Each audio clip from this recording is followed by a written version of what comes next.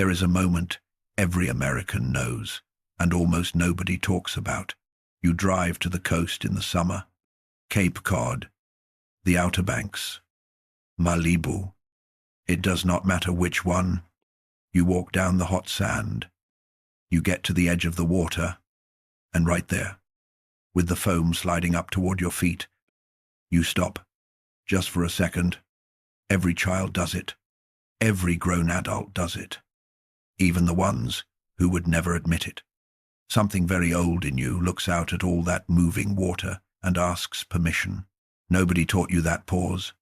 It came installed. 2/3 of this planet is covered by something that has never fully belonged to us, and your body knows it, even when your mind forgets. The Greeks did not forget. They gave that feeling a name, and a face, and a temper, and a grudge that could outlast a war.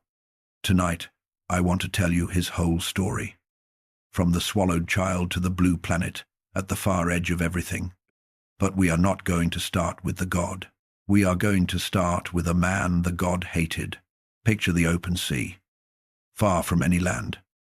On a bright afternoon about 3,000 years ago, there is a raft out there. It is small, and it is failing, and the man clinging to it has been alone on the water for many days.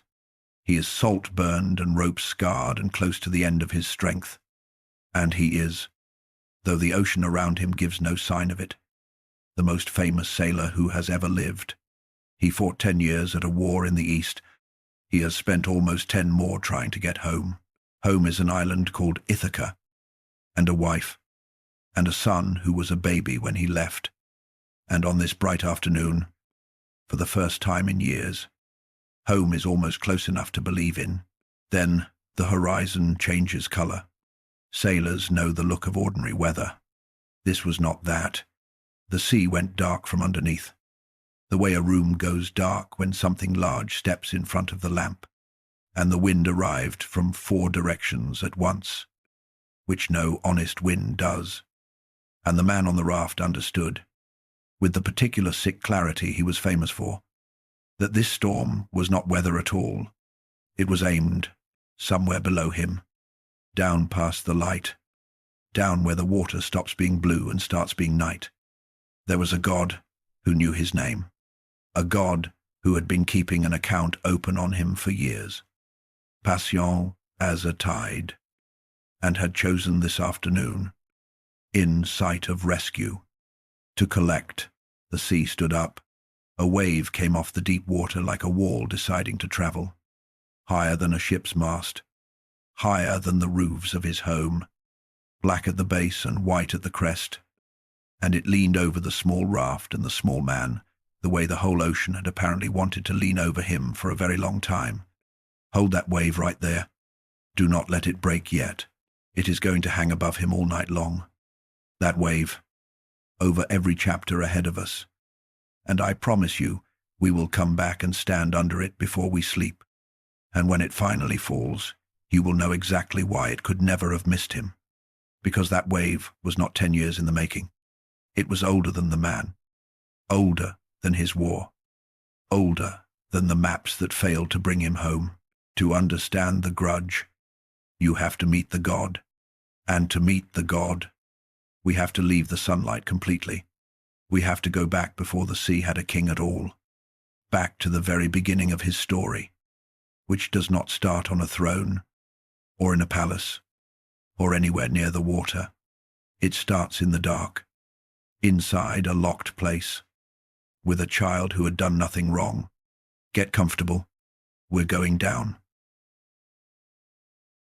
Every family in Greek myth has a secret, and the family that rules the universe has the worst one of all.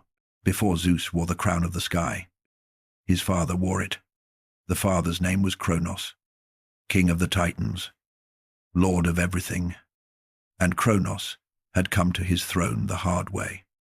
By taking it from his own father with a blade, he knew, better than anyone alive, exactly how thrones change hands. And then one day a prophecy found him.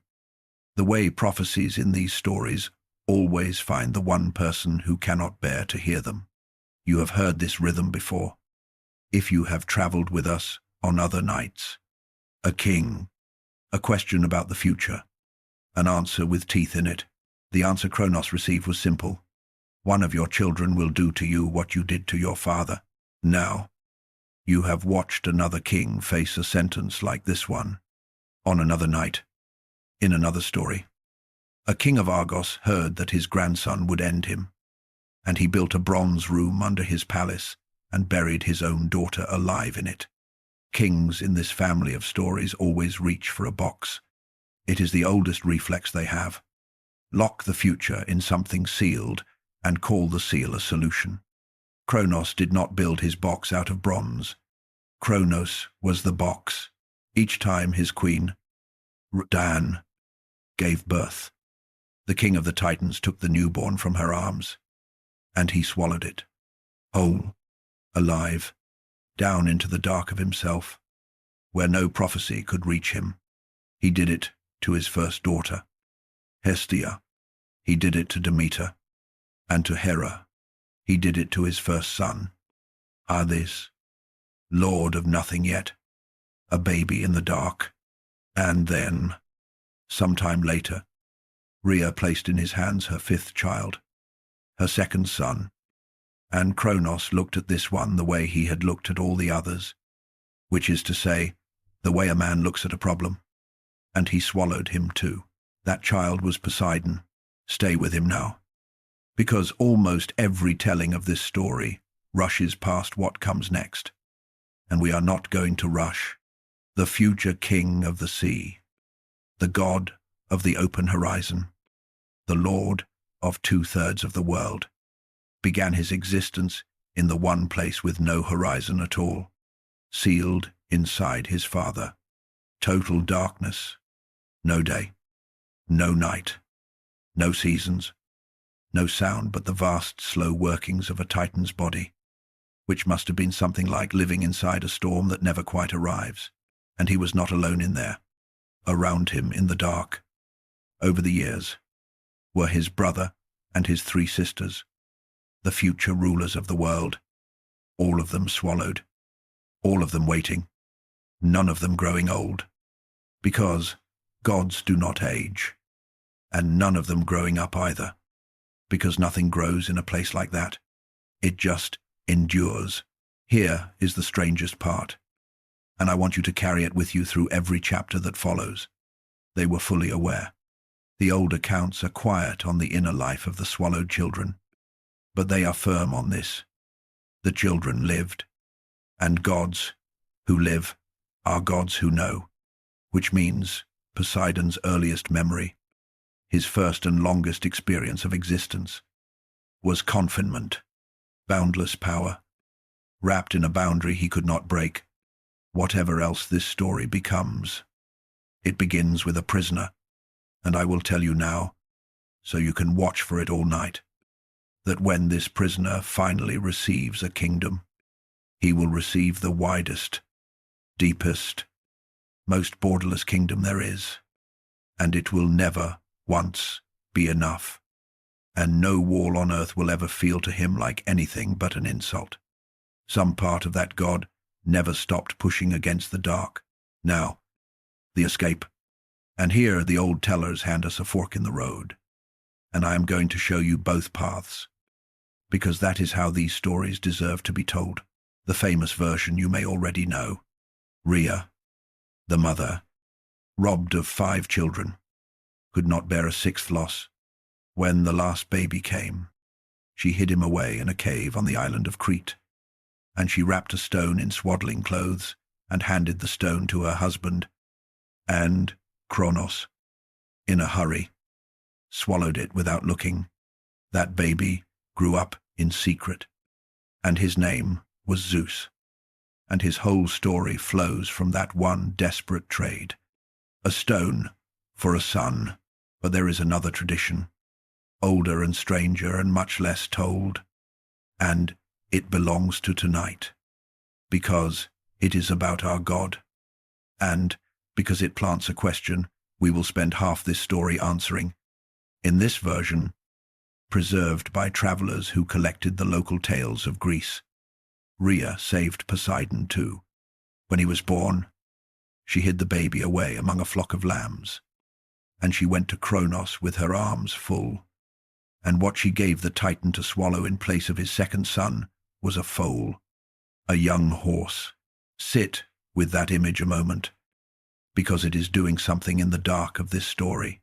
A horse, standing in for the god of the sea, before the sea was his, before anything was his. The oldest layers of this myth keep tangling Poseidon and horses together, again and again, in ways even the Greeks found hard to explain.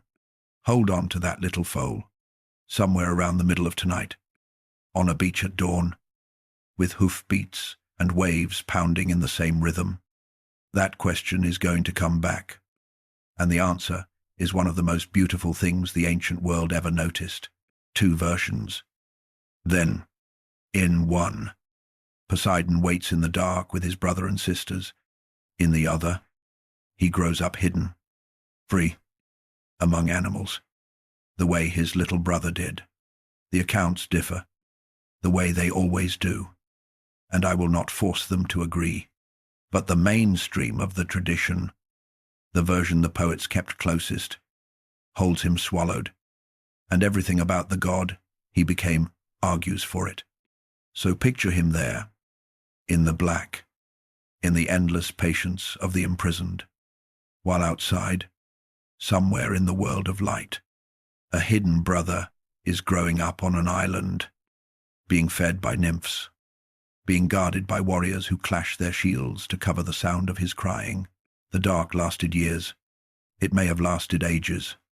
And then one day, far above, or far outside, however you want to map the inside of a Titan, something changed.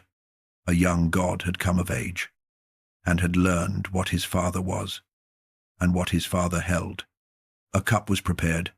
Certain herbs went into the wine of Kronos, given to him by a new cupbearer he had not thought to question, because tyrants never question the staff until it is too late, and the king of the Titans doubled over, and the ancient dark that held 5 gods began, at last, to move. The old accounts describe what came next with a directness I have always loved. Kronos brought his children back up into the light, honor be on, in the reverse order of their swallowing, unharmed, unaged, and unforgetting. The stone came up too, and Zeus would later set it in the earth at Delphi, where travelers were still being shown it 1,000 years afterward. A plain rock that had once fooled the king of the universe. Out onto the grass of the world came the 5, blinking in their first daylight. Hestia, Demeter, Hera, Hades, and Poseidon, second son, standing up out of the dark into a sky he had never seen, on legs that had never walked, in a wind that had never once touched his face. Any other story would give him a moment to breathe. This one does not, because standing there to meet the freed children was the little brother who had done the freeing, and he was not offering them a homecoming. He was offering them a war.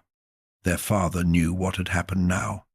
The Titans were already gathering, and they held every throne, every mountain, every weapon in creation. The children of Kronos had nothing but daylight and each other. What they needed, before anything else, was an armory, and the story of where they found one goes down, believe it or not, even deeper than the belly of a Titan. It goes to the bottom of creation, to a prison below the world, where 3 forgotten giants had been waiting in chains since the beginning of time, with fire in their hands and 1 eye each. That forge is the next chapter. Rest here a moment first.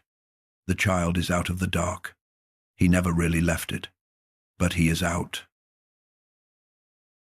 Every war begins with somebody counting, and this one began with the worst arithmetic in the history of the universe. On one side stood the Titans, the elder gods, 12 of them at full strength and more besides, holders of every high place in creation. They had ruled since before there was anything to rule. Their king had eaten his own children as a security measure, and their soldiers were the mountains themselves, and their memory of losing was blank, because they had never done it. On the other side stood 6 young gods with no weapons, no fortress, and no experience of anything except captivity. 5 of them had spent their entire existence in the dark. Their combined military record was 1 poisoned cup of wine. Zeus, the youngest, was the one who had lived in the world, and he had learned how the world worked. And so he understood something his brothers and sisters were only beginning to see. Courage was not going to be enough. Family was not going to be enough. They needed power of a kind that did not yet exist.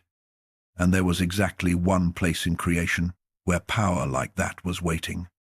And it was the one place nobody in their right mind would go. Below the world of light, there is the underworld. And below the underworld, so far down that the old poets measured it in falling time. 9 days and nights of falling. There is a pit called Tartarus, and Tartarus is where the first generation of rulers threw everything that frightened them. Long before this story, the earth had given birth to children the sky could not stand to look at, giants with a single round eye set in the middle of the forehead, the Cyclopes, 3 of them, and their 3 brothers, stranger still, each with 100 arms. Their crime was how they looked. Their sentence was forever. Kronos, when he took power, had promised to free them. And then, being Kronos, he had looked at these enormous beings and consulted his fear and left them in the pit with a monster to guard them. Remember that decision. Wars are lost years before they are fought. Zeus went down. The accounts give us the journey in a line or 2, the way they always do when the deed is too large for decoration. And we will honor that, down past the roots of the sea, past the foundations of everything, into a dark that made the belly of Kronos seem like a lit room. The young god descended, and he killed the jailer, and he broke chains that had held since the beginning of time. And the Cyclopes came up out of the pit and stood in the grey light of the underworld, flexing hands that had been fists for an age. They were not warriors. That was the beautiful surprise waiting at the bottom of creation.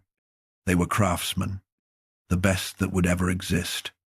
Their hands had been aching to build for as long as the young gods had been aching to be free. And now the 2 hungers met, and the Cyclopes asked for a forge. What came out of that forge changed the shape of the universe, and it came out as 3 gifts. Picture them laid side by side in the firelight, because everything that follows tonight flows from this one image.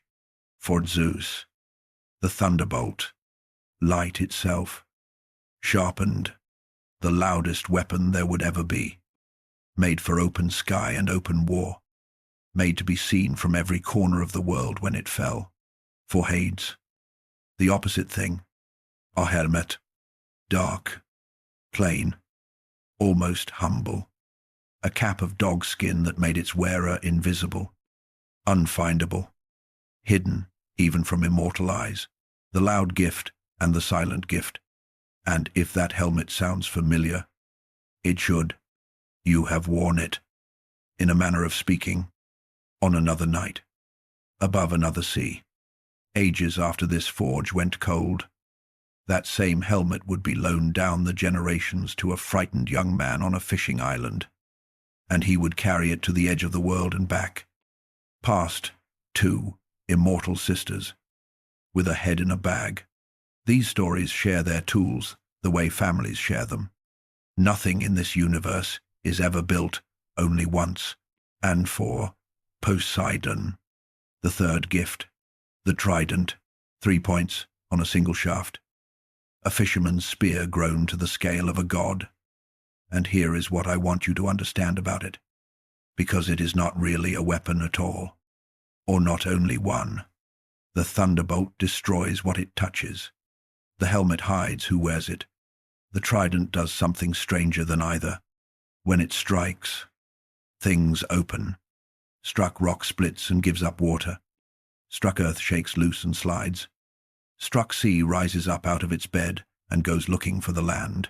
The gift of the Cyclopes to the second brother was an instrument for breaking boundaries, for cracking the lines the world draws between one thing and another. And I will ask you to keep that in your hand all night, the way you once kept a bronze mirror. Everything Poseidon ever does. The kind deeds and the terrible ones alike. Is that trident coming down? Somewhere a line has been drawn, and the god does not accept the line. The war those weapons fought is called the Titanomachy, and it lasted 10 years. And I am going to tell it the way you would want it told at this hour, which is by its sound. They said you could hear it everywhere, because it was everywhere. The sky roared for a decade, mountains were picked up and thrown, and the sea boiled where they landed, and the earth rang like the inside of a struck bell, and the old poets, straining for a comparison, said it was as if the universe were collapsing back into the chaos it came from, ending and beginning at once. 10 years of that. The 100 armed brothers came up from the pit to join the children of Kronos, and they threw stones 300 at a time, whole weather systems of stone. Zeus burned the world with lightning until the forests of entire countries went up, and, in the middle of it all, at the front of it all, there was a god who had spent his whole life sealed in the dark. Finally, gloriously, without a single wall in any direction, the Titans lost. The deep truth of this story is that they lost the moment Kronos left the builders in the pit, but it took 10 years of thunder for the arithmetic to come due. And when it did, the fallen were marched down and locked in Tartarus behind bronze doors. And the accounts note, with a certain cold satisfaction, who set those doors in place. Poseidon built the prison gates. The swallowed child grew up to lock his father in a box. This family always reaches for a box. There was one more fight, lighter, that belongs here, because it left a mark you can still visit. The earth, furious at the imprisonment of her Titan children, raised up a new army, the giants, and among them was one called Polybotes. And in the chaos of that second war, Polybotes fled across the sea with Poseidon behind him, somewhere in the eastern islands.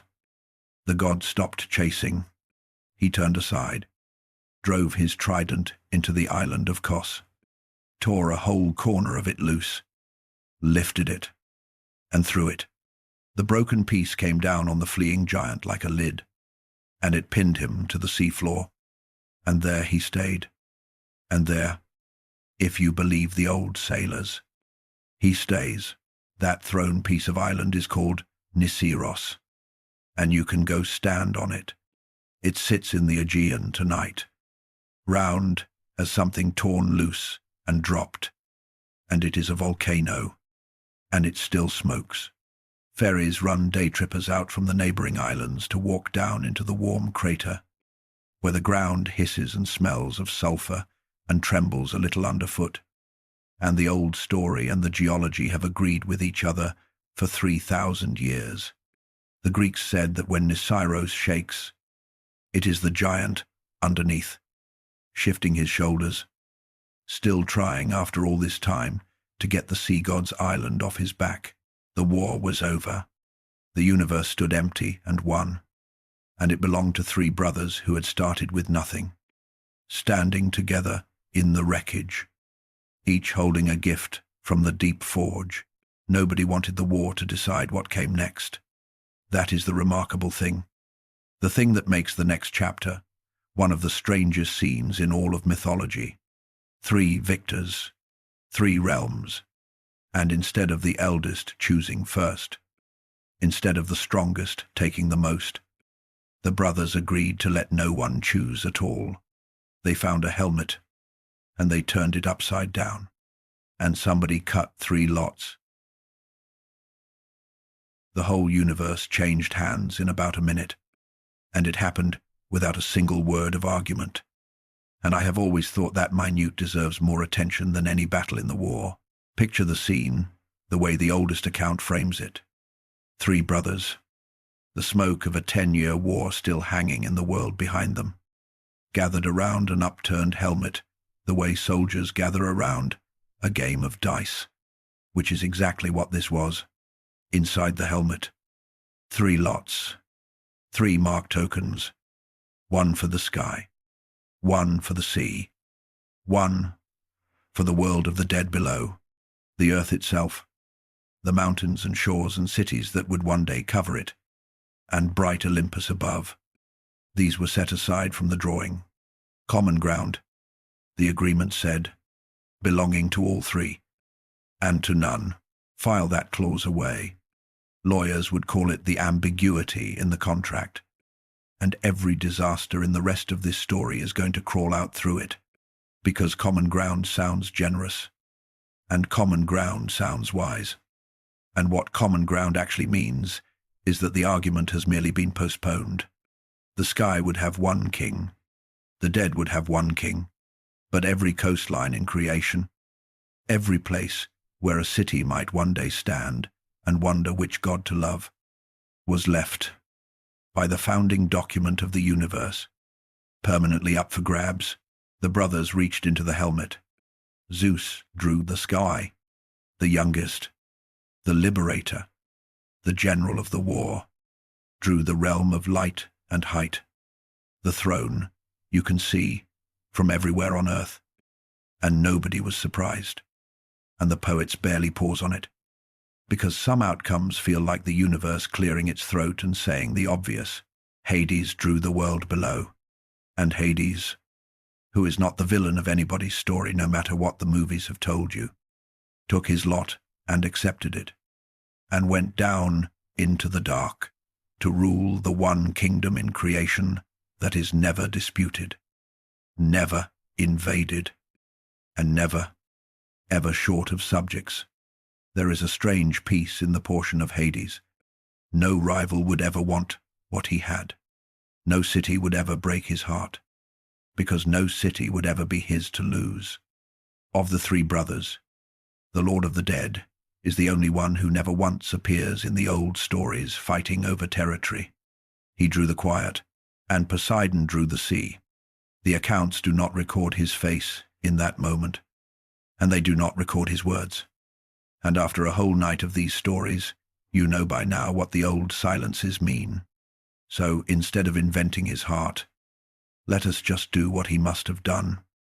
Standing there with the lot in his hand, let us count what everyone got.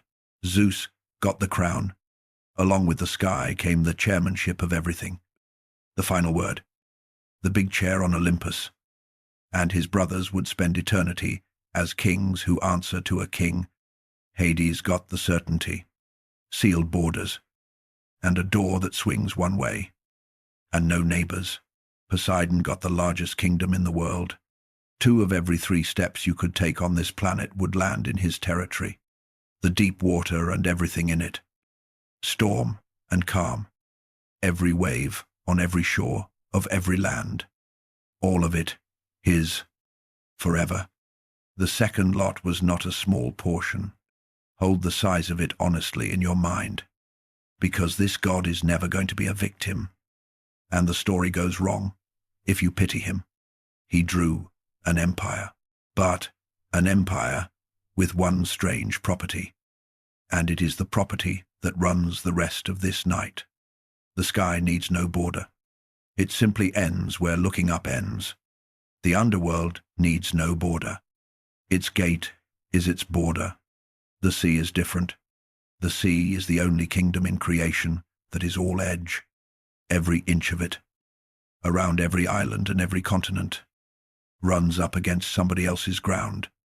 Tush it, withdraws, and touches it again, tirelessly, forever.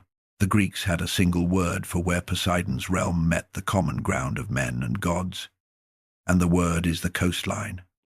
And if you have ever stood on one, you know the sound his border makes. It never stops moving. It never stops testing. Every 7 seconds or so, on every shore on earth, the kingdom of the second brother reaches up onto the land, as far as it can go, and is pulled back.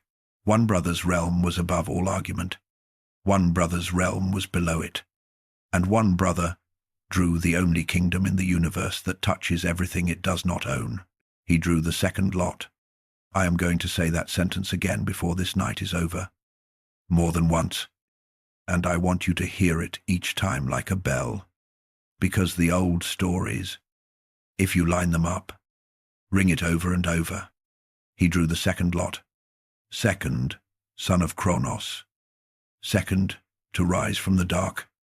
Second in the order of heaven, behind the little brother who now outranked him, and lord of the one realm whose every border was an invitation to want more.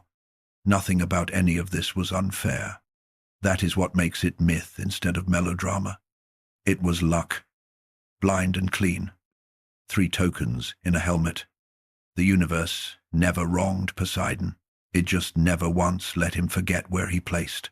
And, to be fair to the god, for a long age, none of this seemed to matter at all. Because when Poseidon left that gathering and traveled down for the first time into the kingdom the lot had given him, what he found there was not a consolation prize. What he found was the most beautiful realm in creation. And the next chapter is that realm, and it is the gentlest stretch of this whole story. So, let yourself sink into it. There is a palace down there that no map will ever show. There are horses in it, with bronze hooves and manes of gold.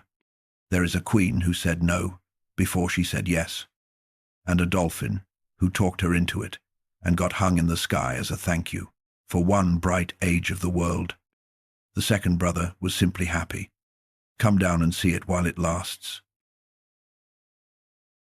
Somewhere off the coast of Greece, down past where the light gives up, there is an address the old poets knew by heart and no chart has ever marked. Homer himself gives us the place, in the deep of the Aegean, near a town called Aegi. The sea floor opens into a valley, and in that valley stands a palace. And the poets who described it were careful with their one great detail. It is made of gold, and it shines down there, and it will shine forever, because gold is the one bright thing the water cannot rust, cannot rot, cannot take. Walls of it, courts of it, stables of it, a house built by the god of the restless element, out of the only material that never changes. And I have always thought that tells you something tender about the builder. Everything in his kingdom moves and shifts and slips away. He made himself the one thing that would not, and in those golden stables. The horses. We are back to horses already. You notice? The question from the dark of chapter 2 is following us. Homer describes them outright. The team of the sea god. Horses with hooves of bronze and manes of flowing gold. And when Poseidon harnesses them to his chariot and drives up out of the depths, the sea does something it does for no one else. It goes flat. The waves lie down in front of him, like a road being unrolled. And the sea creatures rise from every side and dance alongside the axle. Dolphins and strange things without names. All of them coming up because they know the sound of those wheels. And the god rides across the top of his kingdom, on water gone smooth as a ballroom floor. The bronze hooves do not even get wet. The poet says, that is the picture the ancient world kept of him at his happiest. Not the storm, the calm after his own passing, and the whole deep following him like a parade. A palace like that needs a queen, and the story of how he found one is the gentlest story anyone ever told about this god. So I am going to give it the room it deserves. Her name was Amphitrite. She was one of the Nereids, the 50 daughters of the kindly old sea god who had held these waters before the lots were ever drawn. 50 sisters who were the sparkle and mercy of the Mediterranean. The calm patch a drowning sailor prays toward. The accounts say Poseidon saw her dancing with her sisters on the island of Naxos. all 50 of them, in a ring on the shore. And out of the 50, his eye stopped on the one. And he did what kings in this family of stories always do. He proposed, more or less, on the spot, with the whole weight of his new crown behind the asking. And Amphitrite said no, better than no. She ran. She fled across the whole width of the sea, out past every island, out to the far western edge of everything, to the one place in the world built for hiding, the country of the Titan Atlas, where the sky comes down to meet the shoulders of a giant. You have been to that western edge before. On another night, from the air, she went there on the run, and she hid. And the new king of the sea stood in the middle of his endless kingdom and discovered that it did not contain the one thing he wanted. Now watch what he does, because the whole night turns a little on this. The god who will one day flood countries over an insult, the god whose grudges are the engine of this entire story, does not give chase. No storm goes west. No wave tears the hiding place open. The accounts are quiet and clear. He sent, instead, a messenger, and the messenger he chose was a dolphin. The dolphin's name, in the old telling, was Delphinus, and what he carried across all those miles of water was nothing but words. He found the runaway goddess in the far west, and he spoke for the king. The tradition does not record the speech, and I will not invent it, but I will point at the shape of the thing, the way we do. The most powerful being in the ocean had every means in the world to take, and he chose, this one time, at the very start of his reign, to ask whatever the dolphin said. It worked where power would have failed. Amphitrite listened and thought, and came back across the sea of her own free will, and married him, and became the queen of the Golden Palace. And the old poets, who write down every scandal heaven produces, record this marriage as a true one. She rides beside him in the chariot in the old carvings. Her name was carved next to his in his temples. She was not a prize. She was a treaty, freely signed, and the dolphin was paid. I promised you this story stays honest about the god, the kind deeds and the cruel ones both. So mark this one in the ledger on the kind side, in bright ink, for carrying one message faithfully. Poseidon lifted Delphinus out of the water entirely and set him in the sky as a constellation. And he is up there tonight, over your roof. Look northeast on any clear summer evening in America, near the bright line of the Milky Way, close by the great cross of the Swan, and you will find a tiny, perfect diamond of 4 faint stars with a 5th trailing off like a tail. Astronomers still call it Delphinus. The dolphin. It is one of the smallest constellations in the entire sky, and one of the oldest, and it has been swimming up there for 3,000 years because a god of famous temper was, one time, at the right moment. Passion. Small kindnesses travel farthest in this family of stories. You learned that from a fisherman once.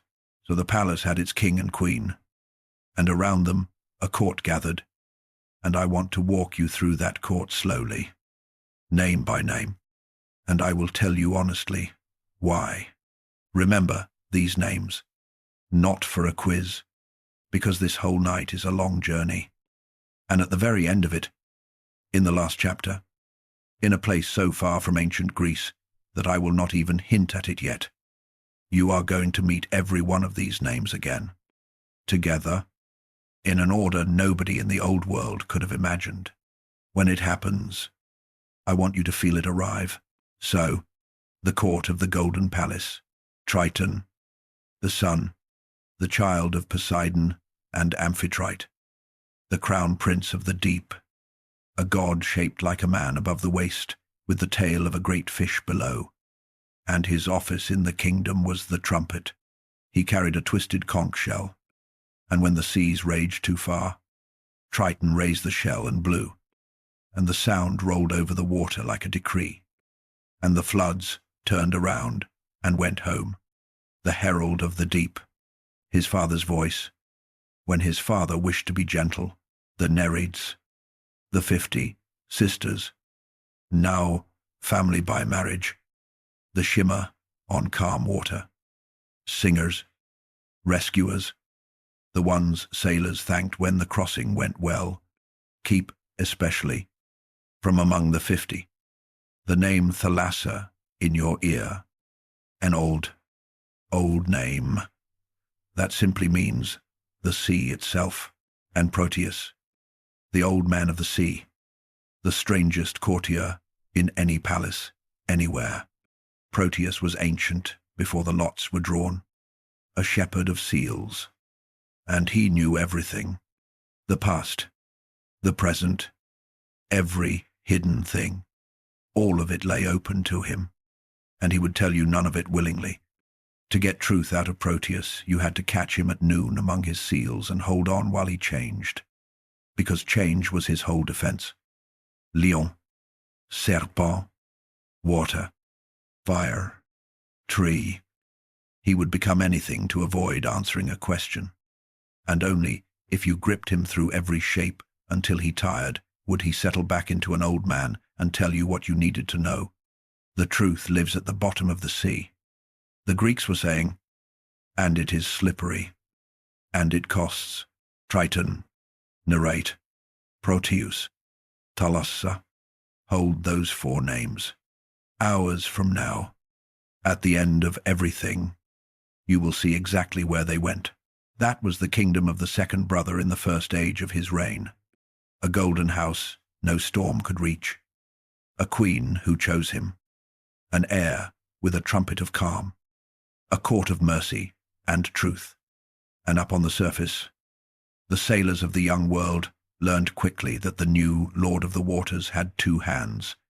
One hand raised the storm. Everybody remembers that one. But the old hymns, the ones actually sung on the docks at sailing season, praised the other hand first. Savior of ships. They called him Steadier of the swell, the god you poured wine to at the harbor's mouth, who could take a fleet in his palm and set it down safe on the far shore. For one long age, that was the whole story. The prisoner had become the widest king in creation, and the kingdom was good, and the god was, as far as any account can show us, happy.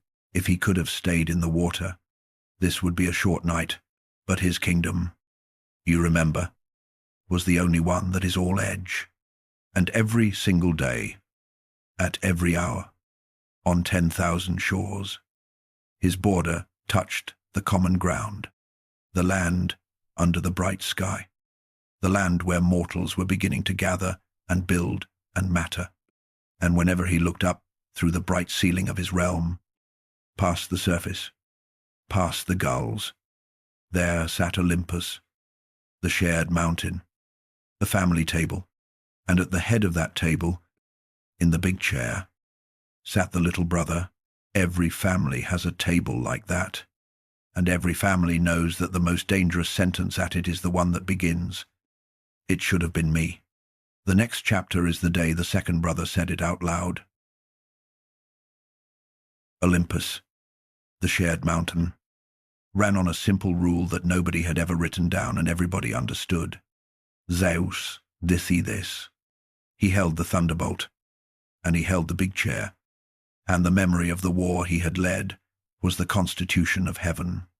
The other gods had thrones, honors, kingdoms, but on any question that mattered, the sky had the final word, and the family lived inside that word the way families do, mostly at peace, always at a slight angle, and no one sat at a sharper angle than Poseidon. Think about the geometry of his seat at that table. Hades did not attend. Happy below. Beyond politics, the younger gods, Athena, Apollo, the whole bright generation, were Zeus's own children. Junior, by birth, Hera was queen, but queen because she was married to the chair. Poseidon alone sat there as what he actually was, an equal by blood, a fellow son of Kronos, a king of one of the three great realms, holder of a weapon from the same forge, veteran of the same 10-year war, and every single day, on every question, he deferred, not because he was less, because of a lottery, because one afternoon at the end of the world's first war, his hand had come out of a helmet holding the second lot. Most of the time, in most of the old stories, he bore it. And then there is the story in Homer, told almost in passing, half a memory, even when the Iliad was young, of the day he stopped bearing it. It is one of the strangest and most quietly shocking things in all of Greek poetry. A conspiracy, inside heaven itself, to overthrow the king. And listen to the names of the plotters, because this was no fringe uprising of minor gods. It was Hera, the queen of heaven, his own wife. It was Athena, his favorite daughter, wisdom itself. And it was Poseidon, his brother, the second power in the universe, the wife, the daughter, and the brother, the three beings closest to the throne, the three who watched the big chair at the closest range, all arriving, each by a private road, at the same forbidden thought. Homer gives us almost no reasons, and the missing reasons are half the power of the thing. What grievance moves a queen, a brother, and a daughter to the same treason? The poem does not say, it only says what they did. They waited, and they chose their moment, and they moved while he was unguarded, and they bound him, the king of the universe, the holder of the thunderbolt, tied in his sleep with 100 knots. Stop on that image, because the old world certainly did. Zeus, bound, the chair, for one hanging moment, empty, and the second brother standing in the room where the universe was about to be renegotiated. We do not know what the plan was for the day after. The accounts never got that far, because the rescue came first. And the rescue is the part I most want you to hear, because of where it came from. One goddess saw the plot unfolding and refused it. Thetis, a silver-footed goddess of the sea, one of the 50 Nereid sisters, a daughter, mark this, of Poseidon's own watery court. She did not fight the conspirators. She went down instead, down past the floors of the world, to the deep prisons, and she brought up help of a kind heaven had forgotten it had, a giant with 100 arms, one of the three ancient brothers from the bottom of creation, the same 100-handed kind who had thrown stones for the gods in the Great War. The poets knew him by 2 names, and Homer stops to tell us both. The gods call him Briareus. Thetis led Briareus up into the bright halls of Olympus, and she sat him down beside the bound king. That is all he did. He sat there, a being with 100 arms, folded some of them, presumably, and looked at the conspirators, and the mathematics of the coup collapsed on the spot. 100 knots can be untied by 100 hands, faster than 3 gods can defend them. The plotters looked at the bodyguard, and looked at each other, and the thing was over, without a blow. The knots came off. Zeus stood up, and here is the detail that has always stopped me cold. The rescuer was of the sea. The 100-armed giant had lived for ages in the deep, at the bottom of Poseidon's own kingdom, and the goddess who fetched him was one of Poseidon's own court, the shimmer of his own waters. When the second brother finally reached for the big chair, what pulled him back was not the thunderbolt. It was his own realm, refusing to come with him, even the sea. It turns out, thought the sea's king belonged in the second seat. There is no lonelier sentence in this whole story, and Homer never even says it out loud. He just lets you do the arithmetic. The punishments fell the way punishments fall in a family that has to keep living together. Hera was dealt with harshly, and the poem remembers it with a shudder. And, for Poseidon, the tradition holds a stranger fate, and it will matter enormously later tonight. So set it carefully in place. In one tradition, the price of the rebellion was labor. The god of the sea was sentenced to work, for 1 year, as a hired hand, in the pay of a mortal king, building, of all things on this earth, a wall, the greatest breaker of boundaries in creation, condemned to spend a year making one, where that wall went up, and what the mortal king did when the bill came due, is a story for the second half of this night, and it is the story that burns down a famous city, and I will leave it there, in the east, waiting for us, like a debt. What matters now is the shape the family settled into after the failed coup, because it is the shape it keeps for the rest of eternity, and Homer paints it in one unforgettable scene set years later, during the Great War at Troy. Zeus, from a mountain top, sends a command to Poseidon, who is down in the fighting where he is not supposed to be. Leave the battlefield. The message says, now, and Poseidon, in front of the messenger, erupts. He does not deny the order. He denies the right of anyone to give it.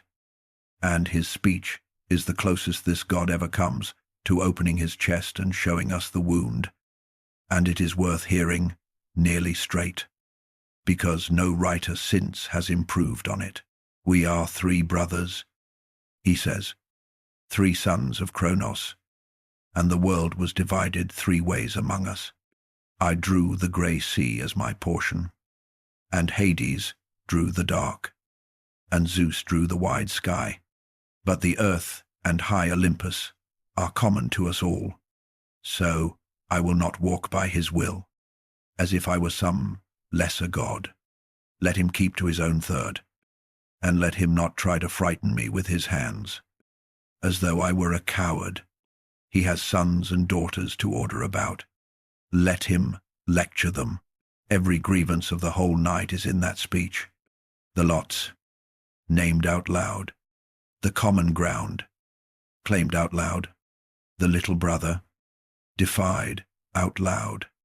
It is magnificent, and it holds for about a minute, because the messenger, gently, the way you talk, a proud man off a ledge, reminds him of one quiet fact, that the elder powers of vengeance always side with the elder brother.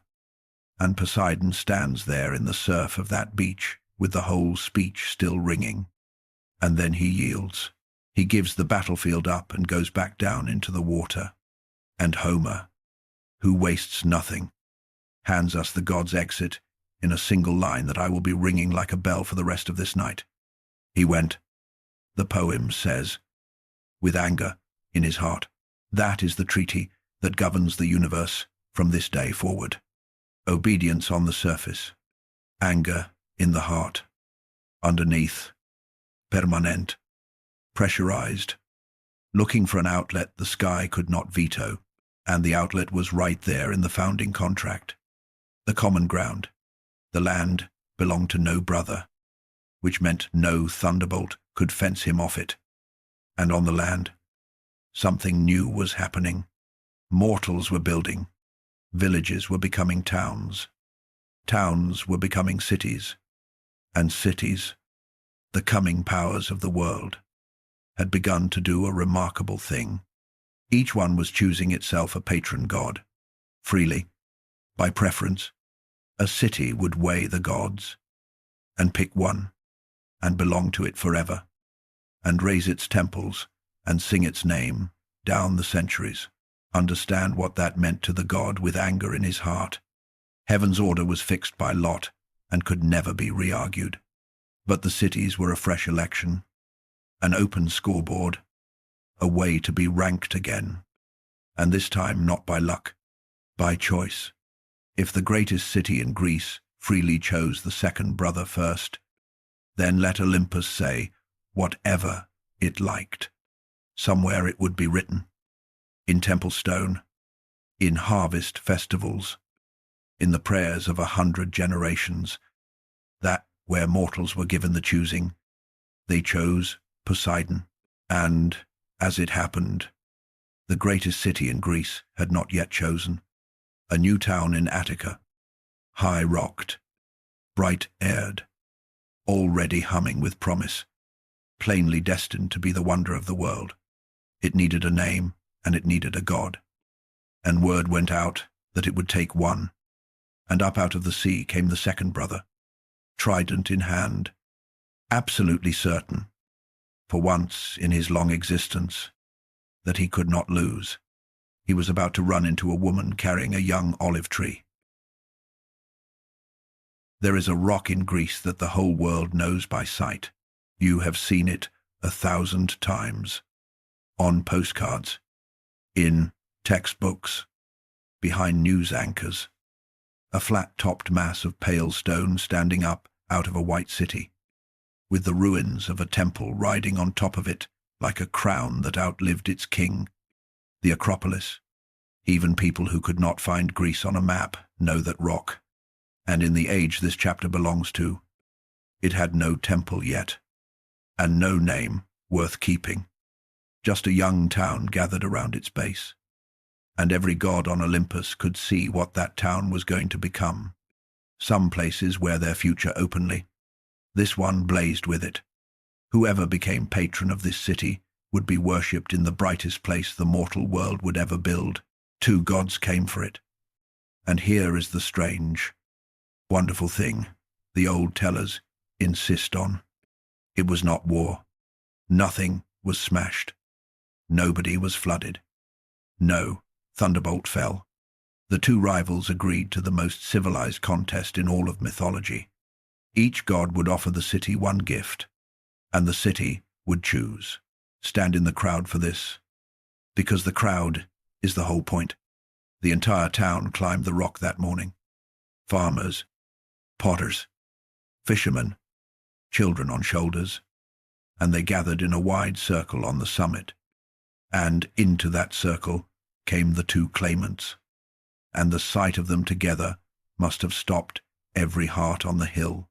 Poseidon, lord of 2/3 of the world, come up from the sea with salt still drying on him, carrying the 3-pointed spear from the forge at the bottom of creation, and opposite him, grey-eyed and calm, carrying nothing anyone could see, Athena. You know her. You watched her hand a frightened boy a bronze shield one night on a beach, and you watched her steady his sword hand in a cave at the edge of the world.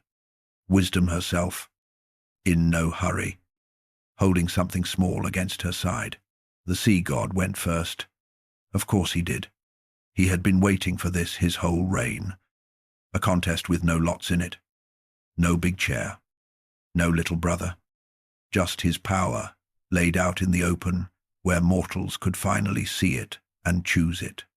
He stepped to the center of the circle, and he raised the trident, and the crowd got one long look at it against the sky. Let it fall.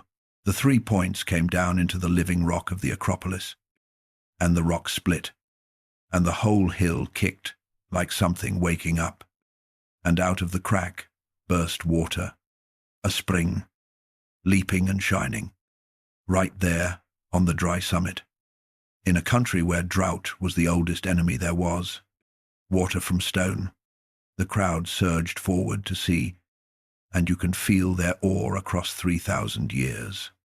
Because Attica is thirsty land, always has been. And here was a god handing them the one thing the sky rationed. People knelt at the crack. Somebody cupped a hand into the bright water and drank, and then the god watched a face change. Watched the first mouth pucker, the first man spit, the first murmur run backward through the crowd, like a wave running the wrong way. The water was salt. Of course it was salt. It was his. Everything he had was the sea. And the sea was what he gave. Magnificent, endless, and undrinkable. The spring on the rock was a marvel to look at, and no use at all to a farmer. A wonder you could not water one olive grove with, and the murmuring crowd on the summit understood that, before the god did, there is an older telling, I should say, that gives him a different gift that morning. In that version, the trident strikes the rock, and what leaps out is not water, but the first horse. Hoof and mane and thunder. The war winner. The distance killer. Hold that version in the back of your mind, because horses keep pushing up through the floor of this story, and their hour is coming. But the tradition Athens itself kept was the spring and the salt, and I think the city kept that version because the salt is the truth of the whole morning. He gave them exactly what he was, and what he was could not be farmed. Then Athena stepped into the circle. No gesture, no thunder, no split stone. She knelt and set into the ground the small thing she had been carrying, and stood back.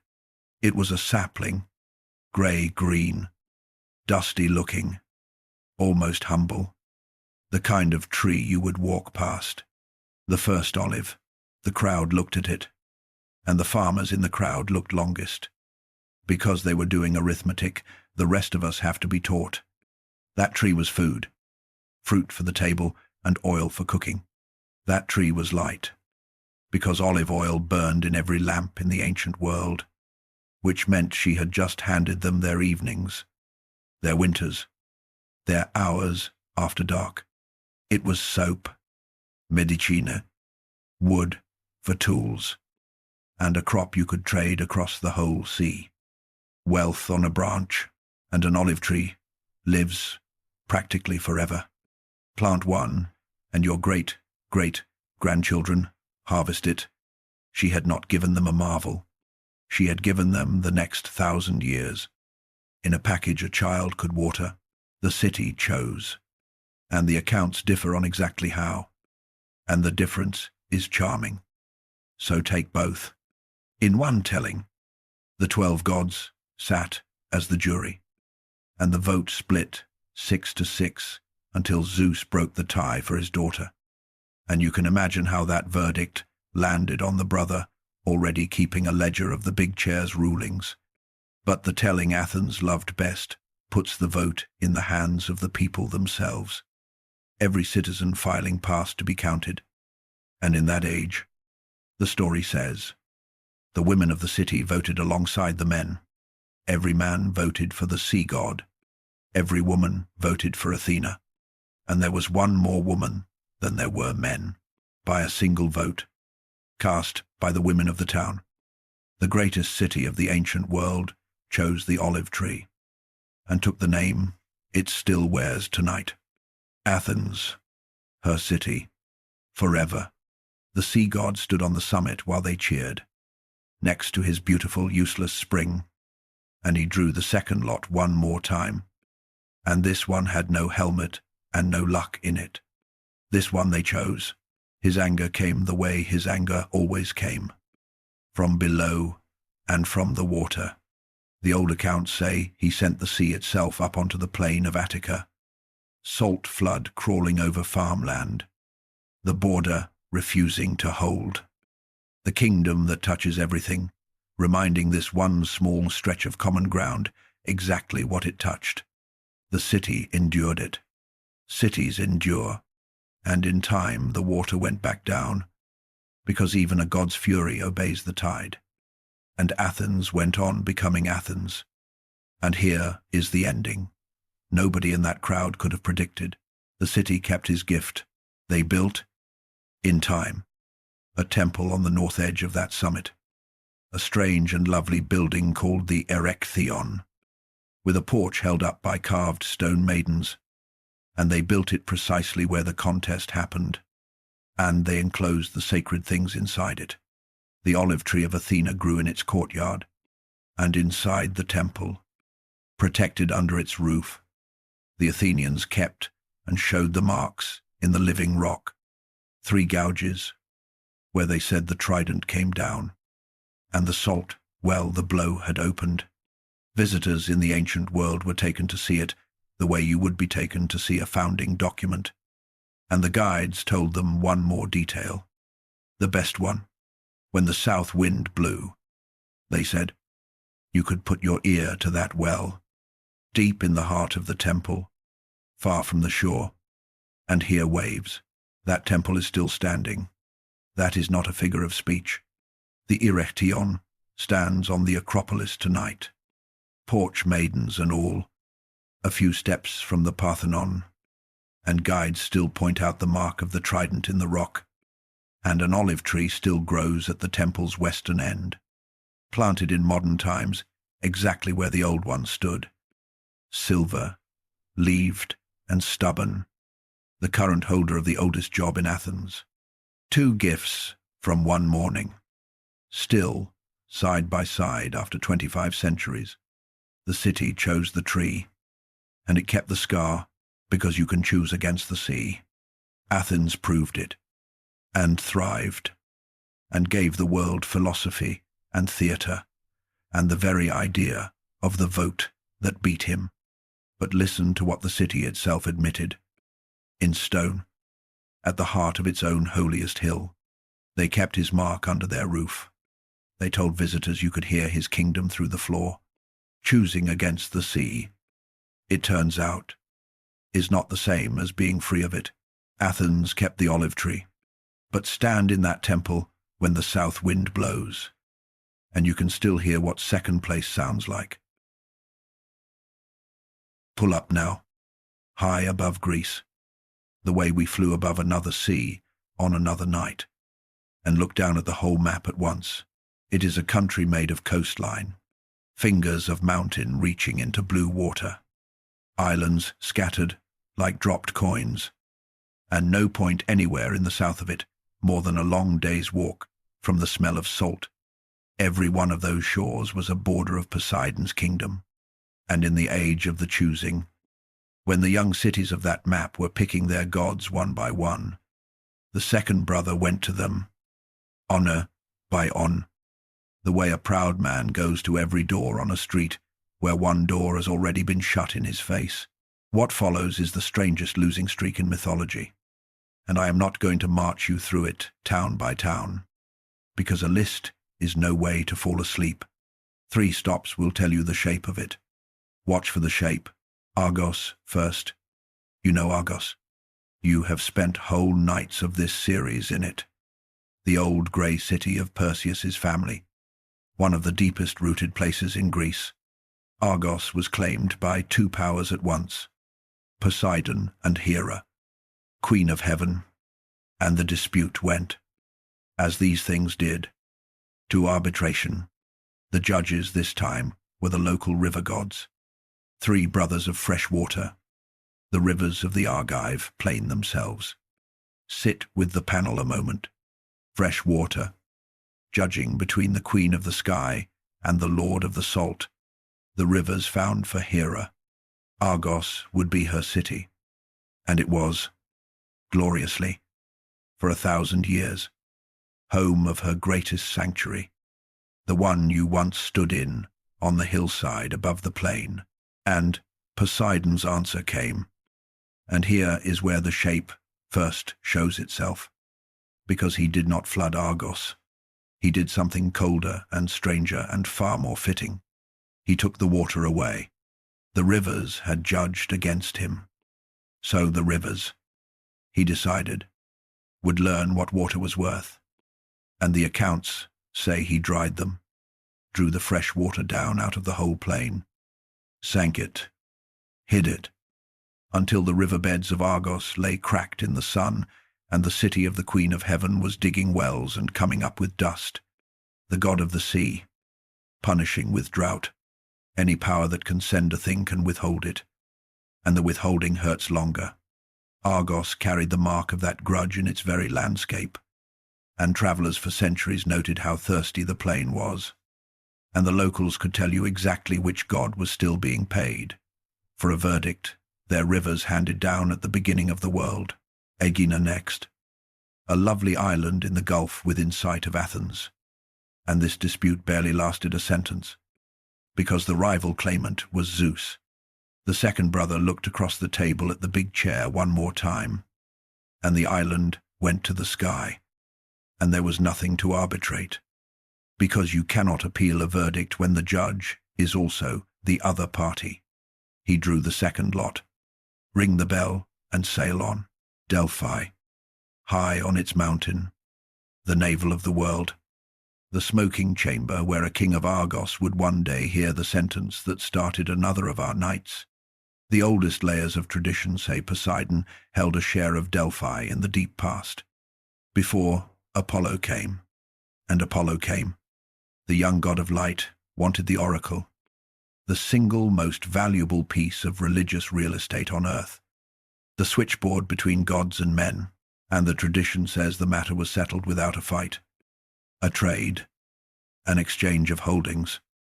Poseidon giving up his stake in the mountain of prophecy and receiving in return a stretch of ordinary coast. The future, swapped away for shoreline. Whether he chose that trade or dressed a defeat in the clothes of one, the accounts do not say, and proud men do not clarify. Argos to the queen, Aegina to the king, Delphi to the king's son, city after city, arbitration after arbitration. The common ground was being carved up by exactly the family hierarchy the lots had built, and the pattern was plain enough for every sailor in Greece to recite. The sea god reaches for land, and the land goes to someone closer to the big chair. He drew the second lot. He kept drawing it. The helmet followed him around the map, and then came Corinth. And Corinth broke the pattern, and I have saved it for last because of what it tells you. Look at the map one more time. Southern Greece, the great hand-shaped peninsula, is very nearly an island. It hangs from the mainland by a thread of rock, a neck of land so narrow you can stand at its middle and see the water of two different gulfs, one to the east, one to the west, 4 miles apart. The Greeks called such a neck an isthmus, and the isthmus of Corinth was the most valuable 4 miles in the country, because every cart, every army, every traveller moving between north and south walked across it, and every sensible sailor moving between the two seas dragged his ship over it on rollers rather than gamble on the storm coast of the south, a place where ships crossed land. Stop on that, a 4-mile-wide contradiction, where his element and the earth traded places. Corinth was disputed between Poseidon and Helios, the sun and the arbitrator. This one time was nobody's relative, nobody's courtier, but a being older than the whole quarrel. Briareus, the 100-armed giant from the bottom of creation, the same one who had once sat down beside a bound king and ended a rebellion by arithmetic. Briareus heard the claims and handed down the only genuinely wise ruling in this entire chapter. He split it, the high rock of Corinth, the great grey crag that takes the first and last light of the day, went to Helios, the sun, height to the height, and the isthmus, the low neck, the crossing place, the 4 miles where the two seas almost touch, went to Poseidon, at last. Not a whole city, not the crown jewel, but his, cleanly, by an honest judge. And mark what the god did with the one piece of land the world ever actually awarded him. No floods here, no drought here. On the isthmus he built his great sanctuary, and there, under pine trees between the two gulfs, the Greeks held games in his honor, the Isthmian Games, one of the 4 great athletic festivals of the ancient world, sitting alongside Olympia and Delphi itself. Every 2 years, the whole quarreling Greek world called a truce and came to the sea god's neck of land, and the crowds roared, and the winners were crowned with pine. Give the man one fair verdict and one strip of ground, and what he built on it was not a fortress. It was a festival. There is a lesson in that, about what all the grasping was ever actually for. and I will let it lie there quietly, rather than preach it. One more thing about that 4-mile neck, and then we sleep on it. Because the ending of this piece of the story did not arrive for another 2,500 years. Century after century, rulers looked at the isthmus and dreamed of cutting it, of letting the two seas finally touch. And one after another, they tried and failed. And the locals would tell you why. It was his land the god himself had been awarded, the one parcel on the deed. Then, at the end of the 1800s, engineers with black powder and steam shovels did what emperors could not. And today, the Corinth Canal runs through the isthmus like a knife cut, dead straight, 4 miles long. Its rock walls, standing 30 stories high, over a ribbon of impossibly blue water, barely wide enough for one ship. Go look at the pictures tonight, or the drone videos. Half of Greece's most famous footage is that canal. Tourists bungee jump into it. Cruise ships slide through it with feet to spare on either side, and I want you to see what it is. With this night's eyes, the sea, passing through the middle of the land, the border, finally, permanently open.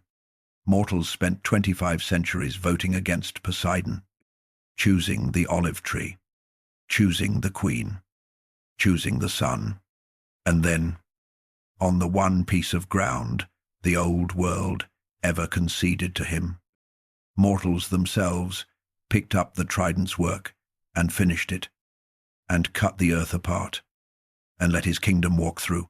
He lost every election on that map. Keep score honestly, though, the way we keep our ledger. The salt spring is still on the Acropolis. The plain of Argos is still thirsty. And the two seas at Corinth are holding hands tonight.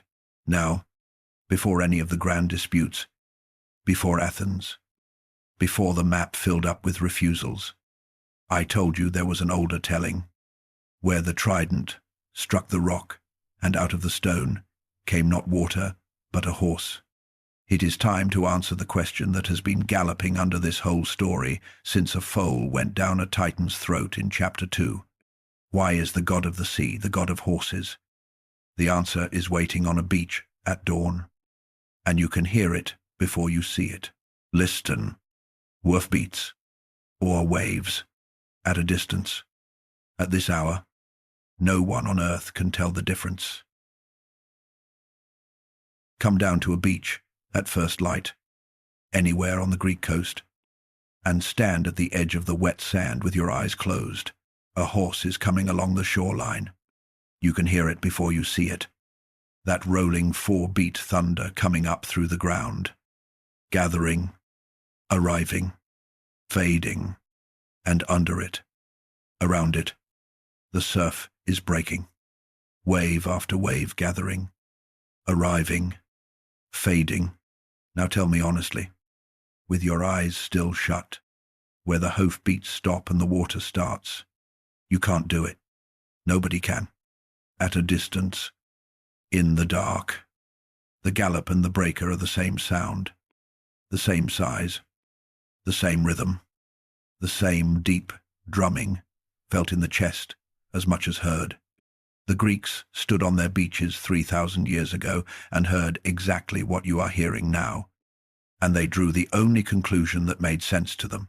The sea and the horse have the same father. This is the answer to the question that has been running under our story all night. Ever since, a desperate mother handed a foal to a Titan and called it her son. Why is the Lord of the ocean also the Lord of horses? Ask the old world and it hardly understood the question, because to them the two had never been separate. One of Poseidon's oldest titles, worshipped in temples far inland, in mountain country where men lived and died without ever seeing salt water, was Poseidon Hippios, horse Poseidon, farmers in the dry heart of Arcadia, 100 miles from any harbor, sacrificed to the sea god, because the sea god had made the animal their whole lives ran on. That is the claim the traditions keep circling. He made the horse, the first one, In the telling, they loved in Thessaly, the great horse country of the north. Poseidon struck a rock with his trident, the same gesture that failed on the Acropolis, and out of the split stone leaped the first horse the world had ever seen. Wet-maned, wild-eyed, thunder on 4 legs, and it hit the ground running and never really stopped. Think about what he had done.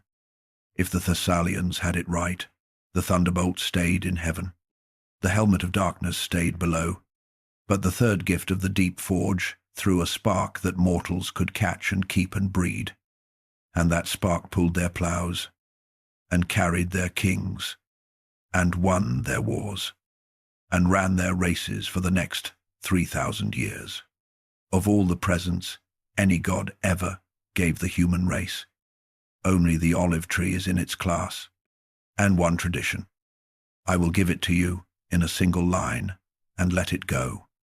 Says he fathered a horse himself, Arion, a stallion faster than wind, who could weep and understand speech. And heroes borrowed him the way you would borrow a miracle. But you do not need the old stories to see the kinship.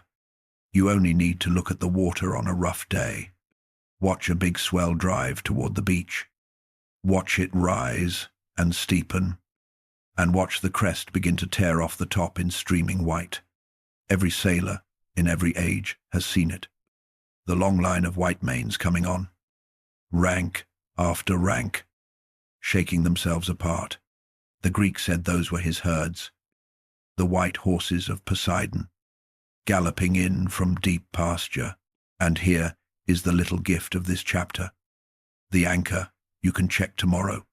Sailors never stop saying it.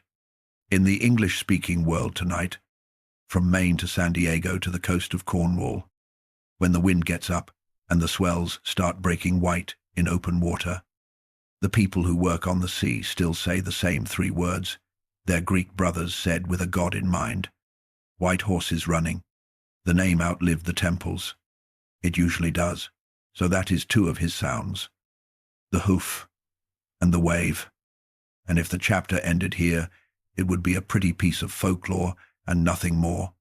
It does not end here, because the Greeks knew a 3rd sound, the worst one, and they filed it under the same god.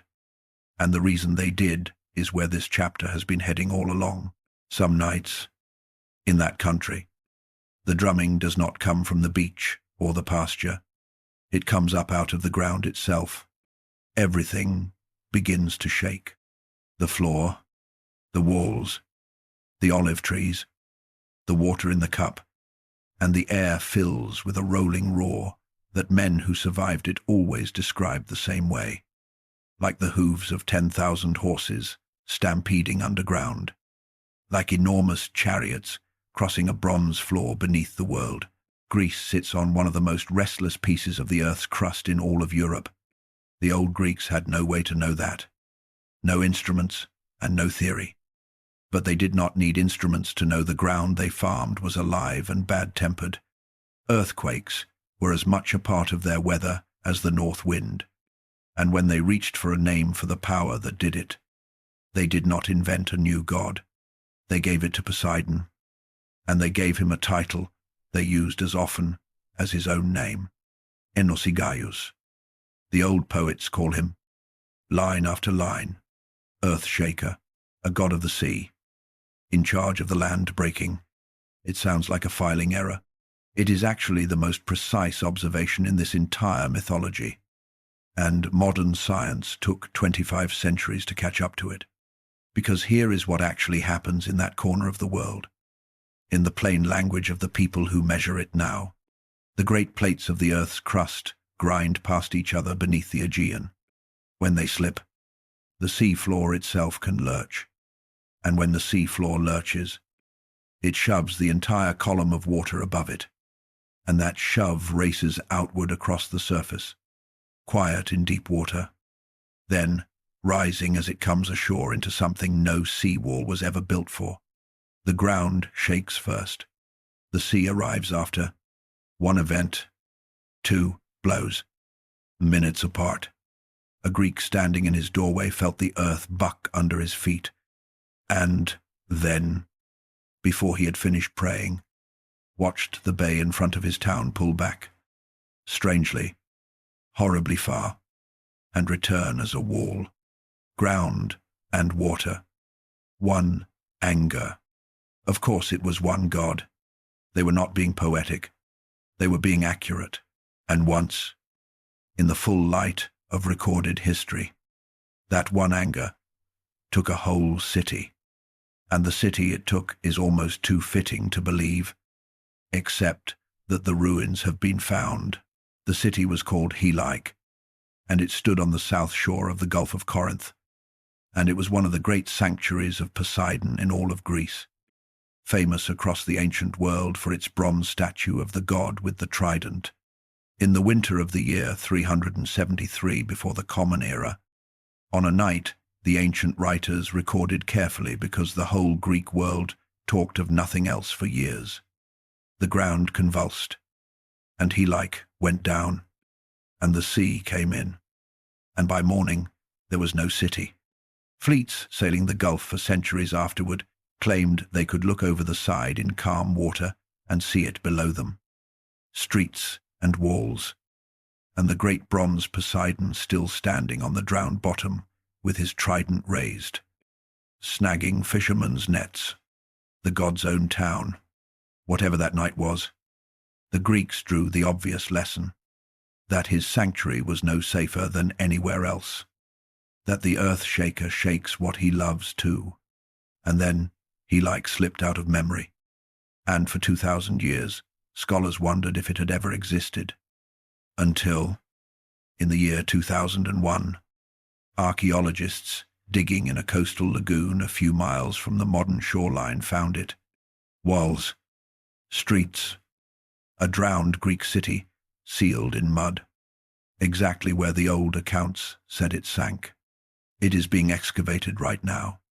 The trench reports read like the myth doing paperwork. We have not stopped filing his sounds either, and this is the last anchor of the chapter. So take it with you towards sleep. Tonight, all around the Pacific and the Mediterranean, there are instruments standing watch, seismometers listening to the ground the way a doctor listens to a chest, and their entire job is the connection this chapter is about. When they hear the deep drumming start under the seafloor, sirens sound on coastlines hundreds of miles away, and towns move uphill, because we now know with mathematics what the Greeks knew with a name, that when the ground gallops, the water is already on its way. The warning system of the modern world is built on the exact insight they built a god on. Hoofbeats first, then waves. It was always one sound, so count his herds now.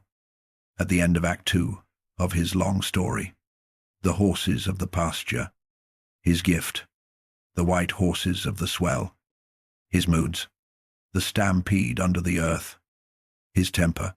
Mortals had refused him at Athens, at Argos, at Delphi, refused him nearly everywhere. A vote was held, and there was nothing he could do about a vote. But nobody refuses the horse, and nobody refuses the earthquake. On the common ground his brother's family had voted him off of. Every plough horse and every tremor was his signature anyway, and the cities that would not take his name still flinched at his sounds. There is one horse left, though, the most famous one he ever fathered, the one every child on earth can draw, white, winged, and impossible, and I have kept him out of this chapter on purpose, because he does not belong to the bright morning world of pastures and races. That horse was born at the far western rim of creation, in the dark of a cave you have walked through once before. At the exact moment, a sword came down. He is the son of Poseidon and of the most feared face in mythology, and his mother's story is the strangest and saddest one the sea god ever touched, and the old world could never agree on how it began. They told it two ways. We are going to honor both. Come out to the edge of the world one more time, and this time, come by water. There are two portraits of the same woman hanging in the long gallery of this myth, painted centuries apart, and they do not match. And tonight, instead of pretending otherwise, we are going to stand in front of both. The first portrait is the old one, the one the earliest poets of Greece knew, painted when the alphabet itself was young. In this portrait there is no tragedy, because there was never a transformation. Medusa was born what she was, out at the rim of the world, where the day and the night keep their houses. The ancient powers of the deep sea, older than Olympus, older than the lots in the helmet, had children together, and their children were wonders and horrors. And among them were 3 sisters, called the Gorgons. 2 were immortal. The third, the youngest, was not, and her mortality was the single human thing about her, and her name was Medusa. In this telling she is simply one of the elder monsters, kin to the grey sisters who shared one eye, granddaughter of the old salt water itself, which means, and the old poets said this plainly, she was kin to the sea. When Poseidon took his throne, her whole strange family were already subjects of his kingdom, first cousins of his court. The oldest poet to tell it, and he tells it in 3 lines, says only this, that the dark-haired god lay down with Medusa in a soft meadow, among spring flowers. That is the entire romance. No temple, no krimi, no curse, a god of the sea and a daughter of the sea, in a meadow at the edge of the world, in the deep grammar of myth where such pairings simply happened, the way weather happens. Now walk down the gallery, past 7 centuries, to the second portrait. This one was painted in Rome by the poet Ovid, a man telling Greek stories to a marble city with entirely different scars. And you have stood before this portrait already.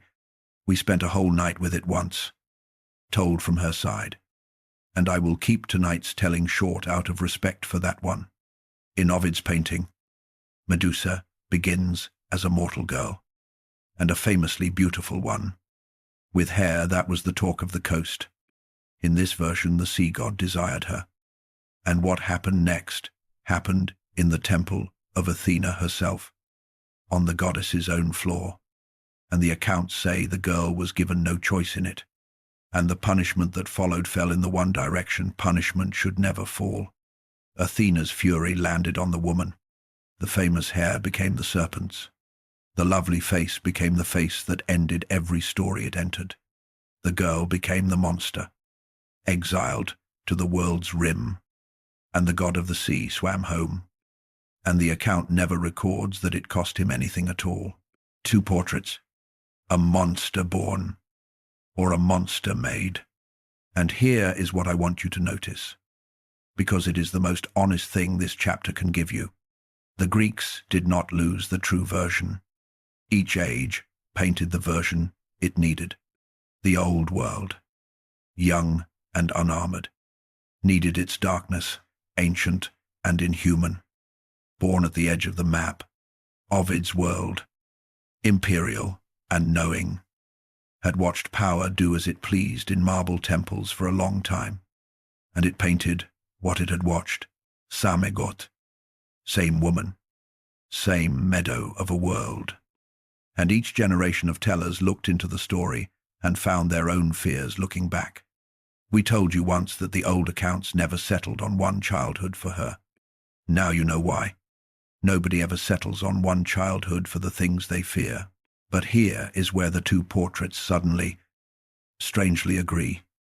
And the agreement is the reason this chapter belongs in Poseidon's night, whichever way it began, in the meadow or the temple. Medusa carried the sea god's children, and she carried them all the way to the end, through her exile, through the years in the statue garden at the rim of the world, through the long sleep in the cave you once crossed on winged feet behind a bronze mirror. You know what happened in that cave. You held your breath through it on another night.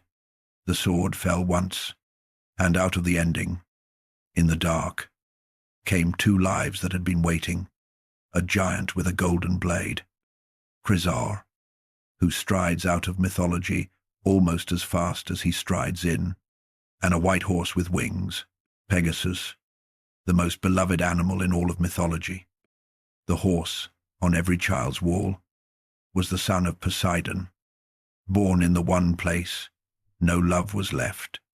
The god of hoofbeats and waves fathered his masterpiece on the woman the world could not agree whether to pity, and the masterpiece was born from her ending. And it flew. And if you want the whole strange tenderness of Greek myth in one image, take this one. The horse rose out of that cave, shook out wings that had never touched air, and did not fly to his father's golden stables. He flew up and served heaven, and carried the thunder of Zeus himself in the end, and was set among the stars, where he is tonight, an enormous square of 4 bright stars riding the autumn sky over every backyard in America. Even the sea god's most perfect son ended up in the sky, brother's house. The second lot held. Even for the horses, now stay in that cave one moment longer, because a thread runs out of it, across open water, to a morning you have already lived through once. And tonight we follow the thread from the other end. The head that was taken in that cave went east in a woven bag, and you flew beside it. You watched it turn a titan into a mountain range. And then, on a bright morning on the coast of the Levant, you watched from the air as a young man dove out of the sun at a sea monster, while a girl in chains watched from a rock. You were told, that night, why the monster had come. A queen on that coast, Cassiopeia, had boasted that she outshone the Nereids, the 50 sisters of the calm water, and the telling gave you 4 words that you have now spent a whole second night learning the full weight of. The sea heard, we said. The sea always hears. Tonight you know exactly who was listening. The Nereids were not 50 scattered spirits. They were the court of the Golden Palace. They were the queen's own sisters. Amphitrite's blood, the family Poseidon married into, in the gentlest chapter of his whole story. An insult to the 50 was an insult across his own dinner table, and it went where all such insults went, down through the bright ceiling of the water. Is that to the throne? And the thing that rose off that coast in answer, the vast shape that emptied the shipping lanes and brought a kingdom to its knees. The Ketas was no wandering beast. It was sent.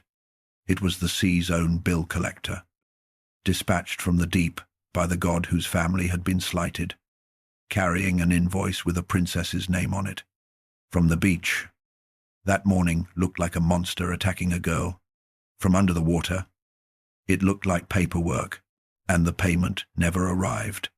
Stand on the sea floor tonight and watch that same famous morning from below, looking up at the bright ceiling, the long shadow of the collector, moving in, the small white legs of the invoice, chained to the rock where the kingdom nailed her, and then, cutting across the sun, a new shadow, small and fast, with wings at the heels. You know his name. Everyone in America knows his name. And watch what the boy is holding as he dives, because from down here you can finally see the whole terrible joke of it. The sword in his hand was forged by Poseidon's enemies, smiths, and guided by Athena. The same Athena, the niece who took Athens. The sandals were alone arranged by the same family firm. And in the bag at his hip, face down in the dark, was the head of the sea god's own dead, beloved, or victim, the mother of his winged son, taken at the world's edge with heaven's full assistance. The collector never had a chance. The sword came down out of the light, again and again, and the great shape settled and sank, and up on the surface, a wedding began. And down here, in the blue dark, the invoice dissolved unpaid. Enter it in the ledger. because the ledger is how this god keeps his heart. Athens, lost to the niece. Argos, lost to the queen. The debt of Cassiopeia, cancelled by a son of Zeus wearing borrowed wings, steadied by Athena's hand, armed with Medusa's face. Every road out of every loss ran uphill to the same address on the same bright mountain. He went, says the bell we keep ringing, with anger in his heart. And yet, before we leave this chapter, set one small thing on the other side of the scale, because the old tellers did, when the head of Medusa was laid down on that beach, on a bed of seaweed, and the fronds turned to red, branching stone. It was the Nereids, his court, the offended sisters themselves, who gathered in wonder and carried the pieces away to plant in their gardens under the sea. Out of the whole hard story of Medusa, the sea kept the coral. It is still down there. Something in that kingdom always insists on growing a garden out of the wreckage, and it is worth remembering. On the nights when the god himself cannot, now look south, away from the rim of the world, back into the warm center of things, where a great island lies long and mountainous in the wine dark water, the island of 100 cities. Crete. There is a man on it who wants a throne, and he is about to do something no mortal in this whole night has dared to do yet. He is going to pray to Poseidon directly, and ask the sea for a sign, and the sea, which has been refused by every city on the map.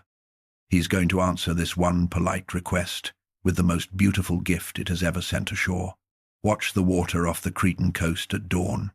Something is coming up through it, white as foam, and walking.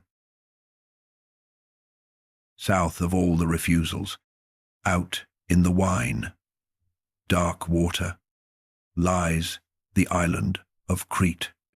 And on Crete, this whole story turns over, because a mortal finally did the one thing no city on the map had thought to try. He asked. His name was Minos, and he wanted to be king. The old throne of Crete stood open, and there were brothers with claims, and the island was full of doubters, and Minos was making a very large promise to anyone who would listen. The gods favor me, he said. The gods themselves want me on this throne. It is the oldest campaign speech in the world, and it ran into the oldest campaign problem. Prove it. So Minos walked down to the shore, alone, in front of the whole watching island, and he prayed. And notice, because the whole chapter turns on it, which god he chose. He did not pray to Zeus, the kingmaker, the obvious choice. He prayed to Poseidon.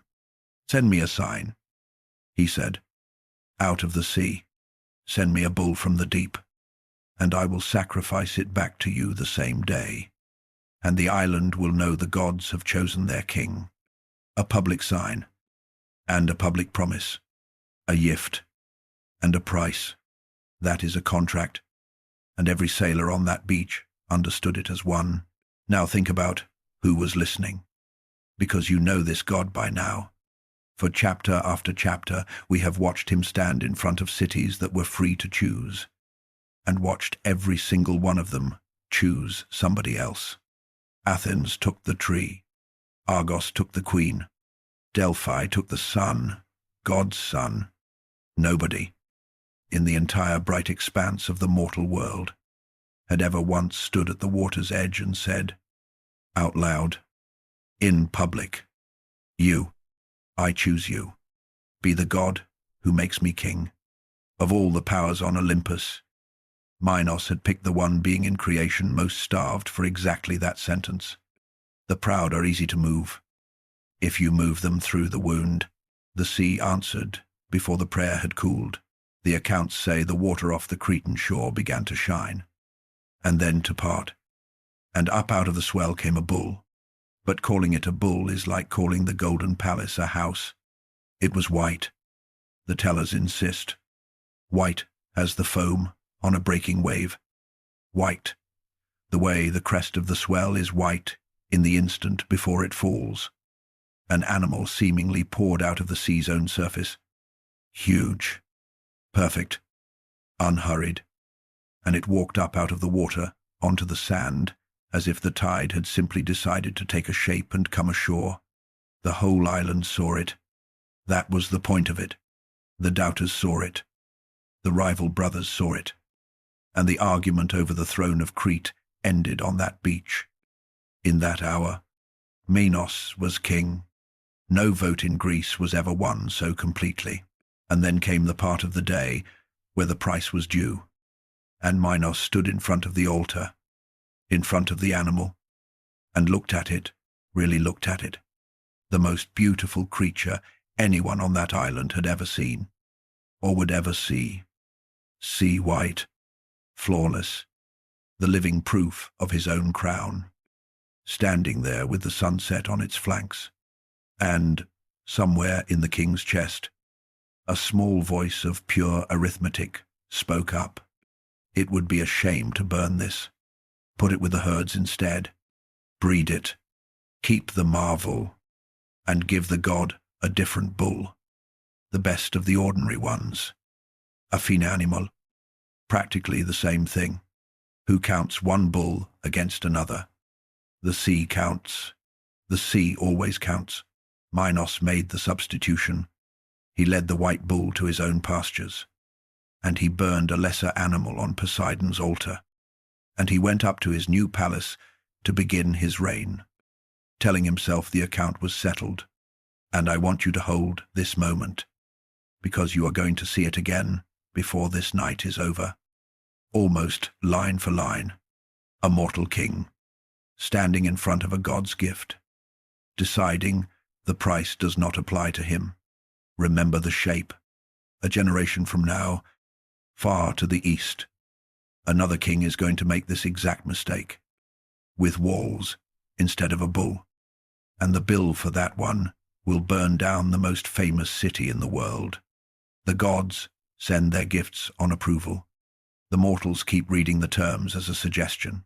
What Poseidon did about it is the coldest, strangest, most terrifying thing in his whole story. And the horror of it is precisely that nothing happened. No storm rose. No earthquake threw down the new king's walls.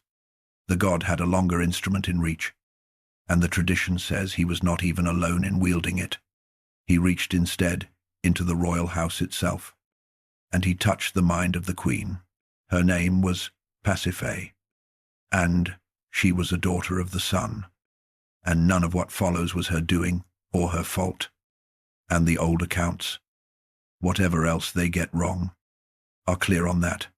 A madness was sent into her, aimed like a weapon, and the shape of the madness was this, that of all the creatures in the world, her heart would fasten on the white bull from the sea. The accounts tell the rest, and I will let them keep it. The craftsman Daedalus, the cleverest man alive, was drawn into the queen's secret, and a device was built.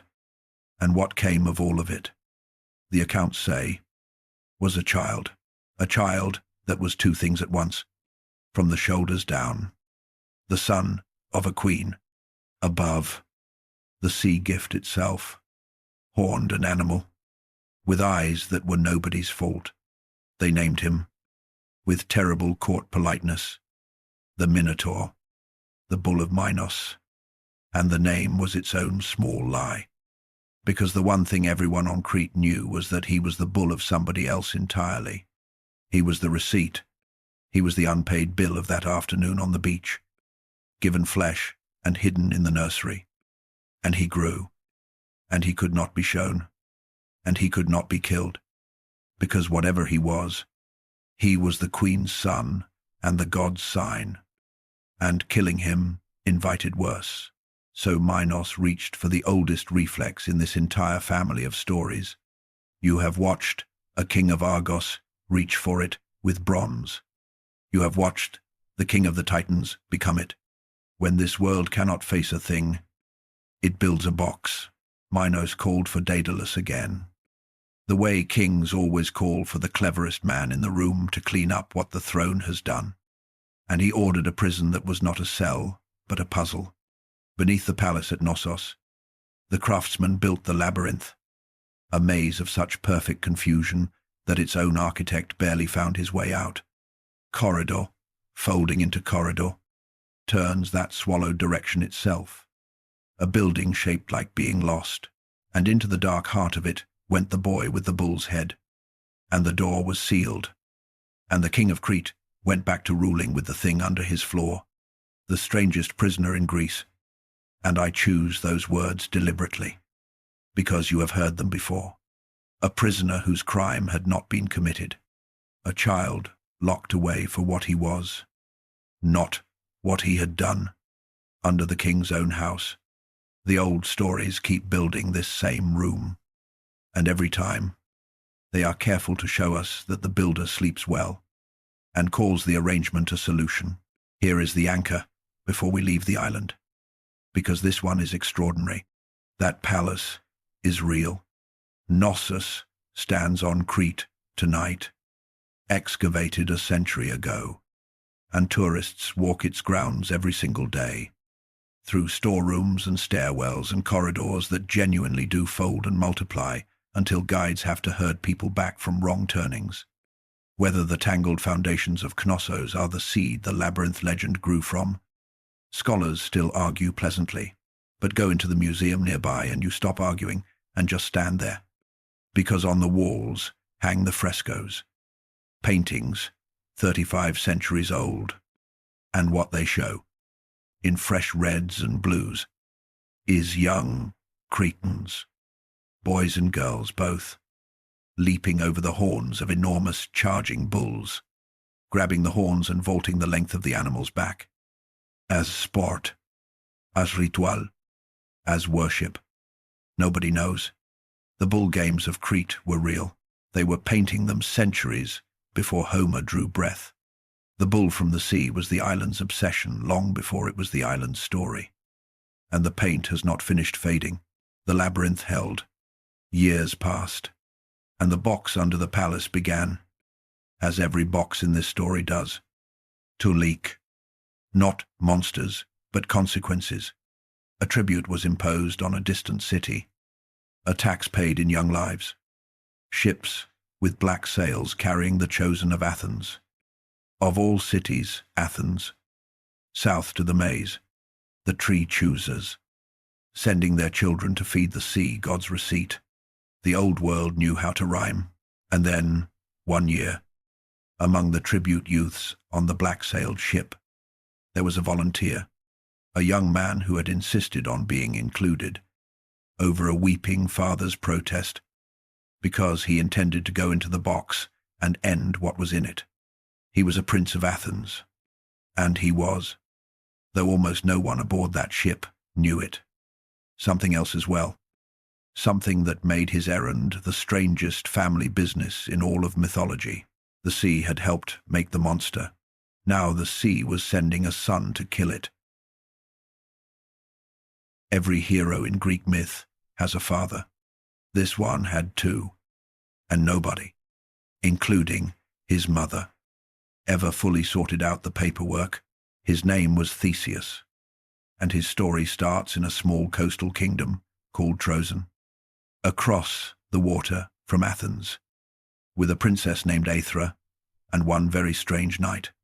The king of Athens, Aegeus, childless and desperate for an heir, was passing through Trozen, and he and the princess were brought together, and that much is ordinary palace history.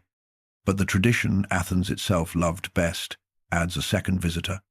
That same night, the accounts say, Aethra walked out alone to a little island offshore, wading the shallows in the dark, and there the god of the sea came to her. And by morning the arithmetic of the child she would carry had two possible answers, and the old tellers, given every chance across centuries to settle it, refused. Son of Aegeus, they said. Son of Poseidon, they also said. Both. Somehow, in the way that only myth can carry both.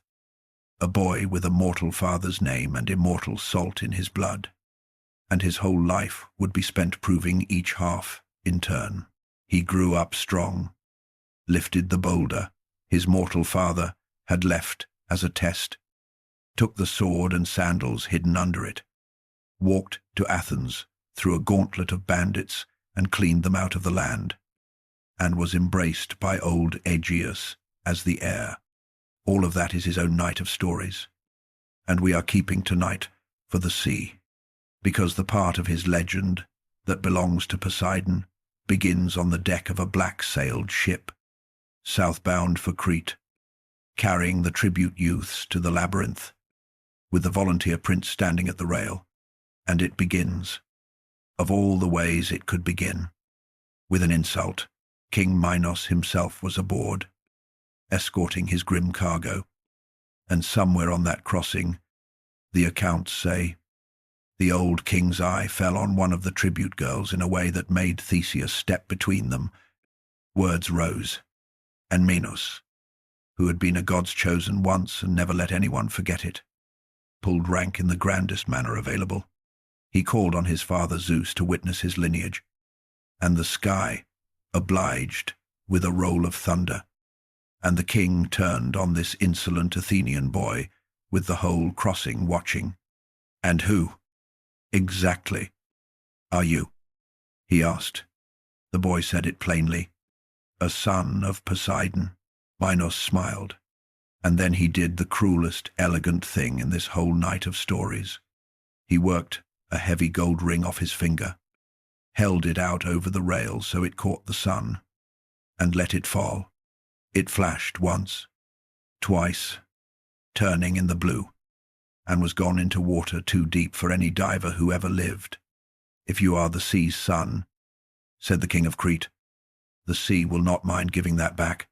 Fetch it. Feel the trap the way the boy must have felt it. Every man on that deck knew the depth under the keel. This was not a dare. It was an execution, dressed as one. An invitation to either back down in front of the tribute youths he had promised to protect, or drown, proving a boast no one could prove. You have watched a young man cornered by his own declared parentage before, at a feast on a fishing island, a whole night ago. The trap is always built from the boy's own pride, and it always has an audience.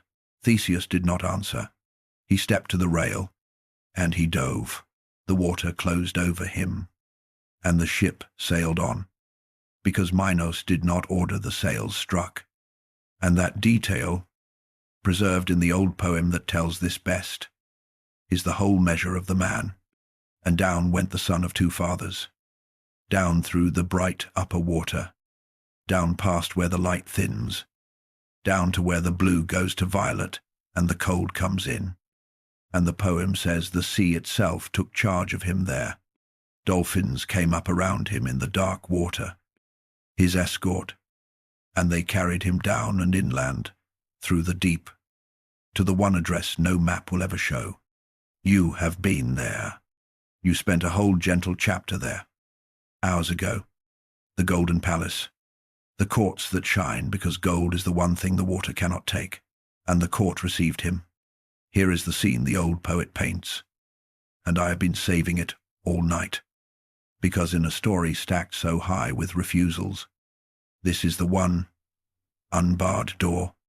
The boy came into the great hall of the sea, awed and dripping light, and the 50 Nereids were there, shining, and among them, on her throne, the queen, Amphitrite, the one who ran to the edge of the world rather than be taken, and came back for a kind word. She looked at this mortal boy, her husband's son by a shore princess, a child who, by every rule of every mythology, her marriage had reason to resent, and the poem gives her no jealousy and no coldness. Not one line of it. She rose, and she wrapped him in a crimson cloak, and then she took from her own hair the wedding wreath, the crown of woven golden roses that had been her bridal gift on the day she chose, finally, freely, to say yes and she set it on the boy's head, somewhere in the hall. We can be sure. The ring was located.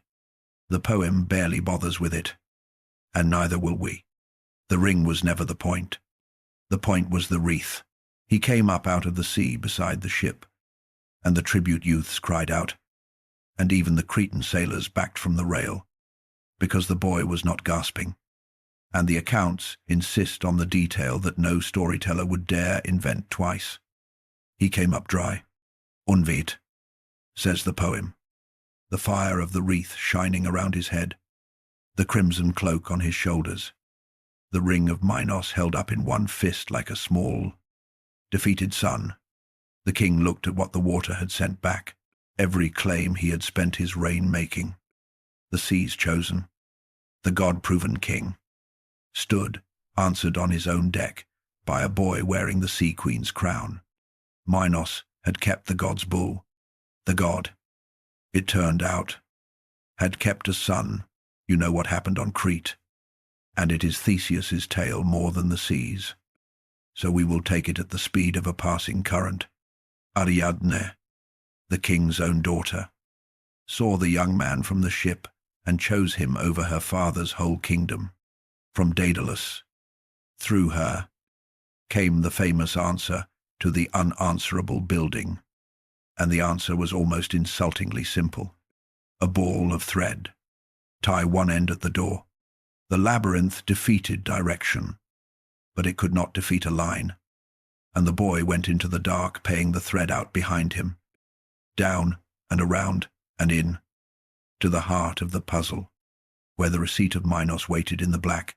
What happened there happened in the dark, and the old tellers keep it brief, and so will we. The monster of the box died in the box, the child imprisoned for what he was met, the child conceived on a dare, the sea's two strangest sons, and only one of them walked back up the thread. Then the ship ran north with the tribute youths free aboard, and the story heads home to the saddest sail in Greek legend. Aegeus, the mortal father, had asked one thing at the harbour. The ship had gone south under black sails. The colour of the tribute. If you live, the old king said, change them. Come home white, so I will know from the cliff before your ship makes land. And in the joy and grief of that voyage home, because there was grief, Ariadne did not finish the journey, and that loss belongs to another night. In all of it, the sails were forgotten. The ship came up over the horizon toward Athens, flying black. The old king was watching from the headland, the way he had watched every day. He saw the colour, and he did not wait to be wrong. He stepped from the cliff into the sea, and the sea took him. He was a mortal king, and it was his sea for exactly as long as it took to receive him. And then it was what it has been ever since. Because the Greeks, who put names on water the way we put names on highways, named that whole vast blue body after the falling king, the Aegean Sea, and that is tonight's quietest anchor. So hold it a moment before we move on. Every weather report in Greece tonight, every ferry schedule out of Athens, every airline pilot beginning the descent, says that old man's name. You have said it yourself. Without knowing you were telling this story. The sea that Poseidon rules in every myth carries.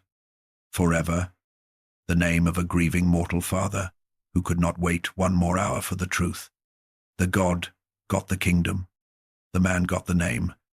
The old world had a sense of justice all its own. So closed the ledger on Crete. The sea sent a bull, and a king kept it. And the keeping became a monster, and the monster required a box, and the box required a tribute, and the tribute delivered to the king's own deck, the one boy in the world who could end it, wearing the sea's own crown. The accounts never say Poseidon planned it that way, and I will not say it either. I will only say what you have learned all night. The sea gives, the sea takes, and the sea remembers. It had helped create the monster, Then it claimed the son who destroyed it. That boy was the greatest of the sea god's children. But he was not the only one. There is a whole strange, scattered family out there. Sons and daughters of the deep water. And almost none of them ever fit the world they were born into. A hunter, so tall, he walked on the sea floor with his head in the air. A wrestler no man could beat while his feet touched the ground. A shepherd with one eye, alone on an island, who talked to his sheep because there was no one else. Walk the tide line with me and meet the children of the sea. One of them is going to break his father's heart, and the breaking is going to power the last act of this entire night. There is a strip of ground on every beach on earth that belongs to nobody. You know it without ever being taught it. Walk any American shore at low tide, and there it is. The dark, wet band between the dry sand and the water. Packed, hard, printed with gull tracks. Littered with things the sea meant to keep and dropped. Twice a day, the ocean owns it. Twice a day, the land takes it back. It is the one piece of the world with two landlords and no law. And the Greeks would tell you that is exactly where the children of Poseidon live. Every one of them. However far inland their stories wander. Look closely, and you will find them standing on that wet band. Half of one world, half of the other. Fully at home, in neither. Tonight we walk the tide line and meet 5 of them. The old traditions credit the sea god with a scattered multitude of children. Kings and giants and horses and worse. And I am not going to read you a census. Because a list never rocked anyone to sleep. 5 is enough. 5 is the whole shape of the family. Start with the heir. Because the heir is the easy one. Triton, the trumpeter, the prince of the golden palace, whom you met hours ago in the gentle chapter. Man to the waist, great fish below, the conch shell always in his hands.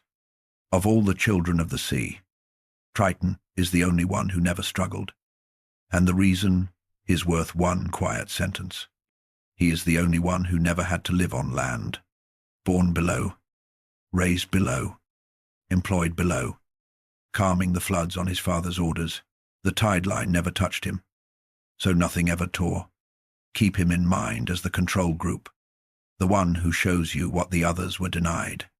And keep his name warm, as I asked you once already. His name has the longest journey of anyone in this story, and it ends somewhere you will not believe. Now, the famous son, Pegasus, born in the dark of the Gorgon's cave at the fall of a sword. The white, winged impossibility. The horse every child in America can draw by age 6. We stood at his birth 2 chapters ago. So tonight just watch where he went, because where he went is the family wound in miniature. He did not come home. The golden stables were down there waiting. Bronze hooved cousins, the finest paddock in creation. And the winged sun flew right past it all. Up, to Olympus, to the sky, into the service of Zeus himself. In the end, the old poets say, Pegasus carried the actual thunderbolts, hauling the Sky King's ammunition through the clouds, and was rewarded with stars. On autumn nights over America he is enormous up there. The great square of him, one of the biggest constellations in the whole sky, the sea god's masterpiece. On the Sky Brothers' payroll, even the horses. You see, even the horses drew the second lot and traded up. Third, come ashore in North Africa, on the sands of Libya, where a giant named Antaeus kept the worst roadside establishment in the ancient world. Antaeus was a son of Poseidon and of Gaia, the earth herself. And think about that parentage for a moment. Sea and land together. The 2 shores of the tide line, married in one body. He was a wrestler, and his custom was simple. Every traveler who passed had to wrestle him, and every traveler lost. And the losers' skulls, the accounts say grimly, went into the architecture. Here is the mechanism, though, and it is the whole reason he is on tonight's walk. Antaeus could not be beaten, because every time he touched the ground he grew stronger. Thrown down, he rose refreshed. Pinned, he surged back doubled. His mother was the earth, and every fall was a trip home. And traveller's strength gave out long before the ground did. He was unbeatable for years, until the day the road brought him Heracles. And Heracles, wrestling him, felt the pattern no one else had survived long enough to feel. The giant got stronger down, so the strongest man who ever lived stopped throwing him. He wrapped his arms around Antaeus, and lifted, and held him up, off the ground, in the air, unplugged from his mother, and simply waited while the strength ran out of the giant like water out of a cracked jar, a child of the sea and the earth. And he died in the one element his family had no claim on, held above the tide line, you could say, until the tide line could not save him. In this family, your inheritance is your address, and leaving it is death. Fourth, the hunter, Orion, and his tradition is a tangle of versions. So I will give you the one image the old tellers agree made him unforgettable. Orion was a son of Poseidon, a hunter of superhuman size and beauty, and his father gave him a gift no other child received. He could walk on the sea, some tellings say through it, so tall that he strode across the sea floor itself with his head and shoulders above the waves. The water at his chest like grass at yours. Picture that from a fishing boat at dusk. A man the size of a headland, wading past your bow in open water, going somewhere with a hunter's patience. He walked the tideline's own element as if it were a road. The one sun granted free passage between the worlds, and it bought him nothing, because his story on land went the way these stories go.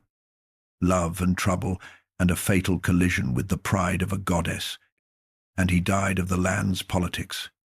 And the sky took him too. You know exactly where he is. He is the most famous constellation over the winter hemisphere. The 3 stars of his belt, the first thing every American child learns to find in a January sky. The sun, who could walk on water, hung in heaven with his dogs at his heel. The sea fathers them. The sky files them. And fifth, the last stop on the tide line, and the longest, because everything left in this night runs through him, out in the west. The old accounts say, there is an island of the Cyclopes. And understand, these are not the 3 noble smiths from the bottom of creation who forged the Trident. These are their rougher kin, a scattered race of one-eyed shepherd giants living without cities, without ships, without law, each one alone in his cave with his flocks. And the mightiest of them all was a son of Poseidon, and his name was Polyphemus. Slow down here, the way we slowed for a fisherman once, because what you decide about Polyphemus decides how the rest of this night lands on you. It would be easy to file him as a monster and move on, and half the tradition does, but walk his day with him first. He rises at dawn in his cave. He milks his ewes, every one, in order, and sets the milk to curdle in wicker baskets, careful as a dairyman. And the poem that shows us all this pauses on the care. He knows each animal. He talks to them, because on his stretch of the island there is no one else to talk to. He has a favorite ram, the biggest, the wooliest, and the poem will later give us the giant, speaking to this ram with a tenderness that has embarrassed readers for 3,000 years, asking it what troubles it, why it lags behind today, when it was always so proud to lead. He is enormous, and he is terrifying, and the accounts do not hide what he does to strangers. And none of that is the point I am holding you here for. The point is that he is alone, a son of the widest king in creation. parked on a rock with sheep for family. Huge beyond use, strange beyond welcome. The tide line made flesh. The sea does not visit. The land does not want him. He tends his flock and watches the horizon. And the horizon, decade after decade, sends him nothing, and his father loves him. That is the fact the whole last act of this night stands on. So let me say it plainly while the water is calm. Of all the scattered children, the heirs and the winged wonders and the walking giants, the one the traditions show Poseidon actually answering, the one whose voice reaches the golden palace and moves the throne itself, is this one, the failure, the shame. By every standard, Olympus keeps. Fathers are strange arithmetic, and gods are worse, and the old tellers never explain it, and they never have to. Whatever the second brother saw when he looked at that island, a monster, a mirror, a boy nobody chose. He kept the door open. Any prayer from that cave went straight through. Nobody has tested the arrangement, because nobody lands on that island. It has no harbor worth the name, no smoke, no welcome. For 100 years of story time it sits out there, off every map and every route, and the giant milks his ewes and talks to his ram and scans the empty sea. Now lift your eyes from the tide line and look east, far east, across the whole width of the Greek world, because while the children of the sea were finding their strange fates, something enormous has been assembling over there, and it is time, on the far shore, where the trade winds cross, a city has been rising, the richest city of the age, with high ground made for walls, and a king who dreams of walls no army could ever breach. He has heard, this king, that there are 2 gods currently available for hire, working off a sentence handed down from Olympus. One of them is the Lord of Light. The other is the god this whole night belongs to, still carrying, from a failed rebellion long ago, an unpaid year of labor. The king's name is Laomedon. The city is called Troy, and the walls he is about to order are the walls the whole world knows, the ones that will hold off 1,000 ships for 10 years. And the reason they will hold is that a god is going to build them. The reason there will be 1,000 ships at all is what the king does when the work is done and the builders ask to be paid. Every city in this story so far got to choose its god. Troy is the one city where a god was sentenced to the city. And that difference is going to cost the ancient world its most famous war. Cast your mind back to the failed rebellion. Chapters ago, the 100 knots, the bound king, the 100-armed giant sitting down beside the throne, and the plot collapsing without a blow. Punishments followed, and I told you then that Poseidon's would matter later, and later has arrived.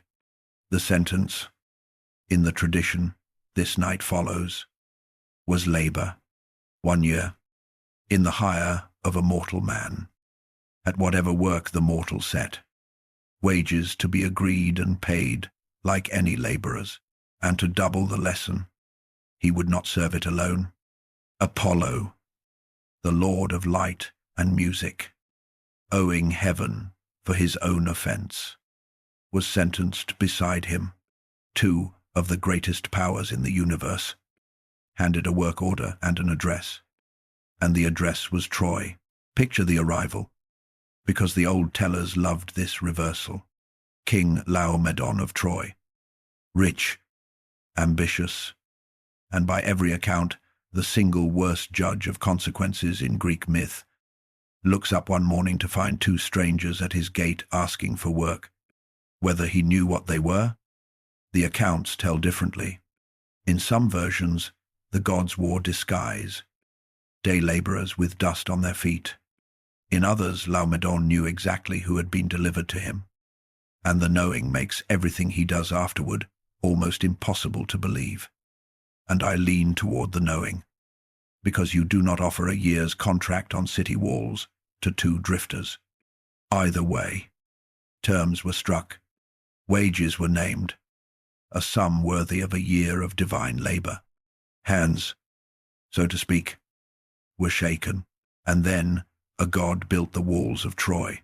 Apollo, the accounts say, mostly kept the king's herds on the slopes of Mount Ida, and some say he played his lyre while the work rose. And there is a lovely late tradition that the stones of one stretch moved into place to the music.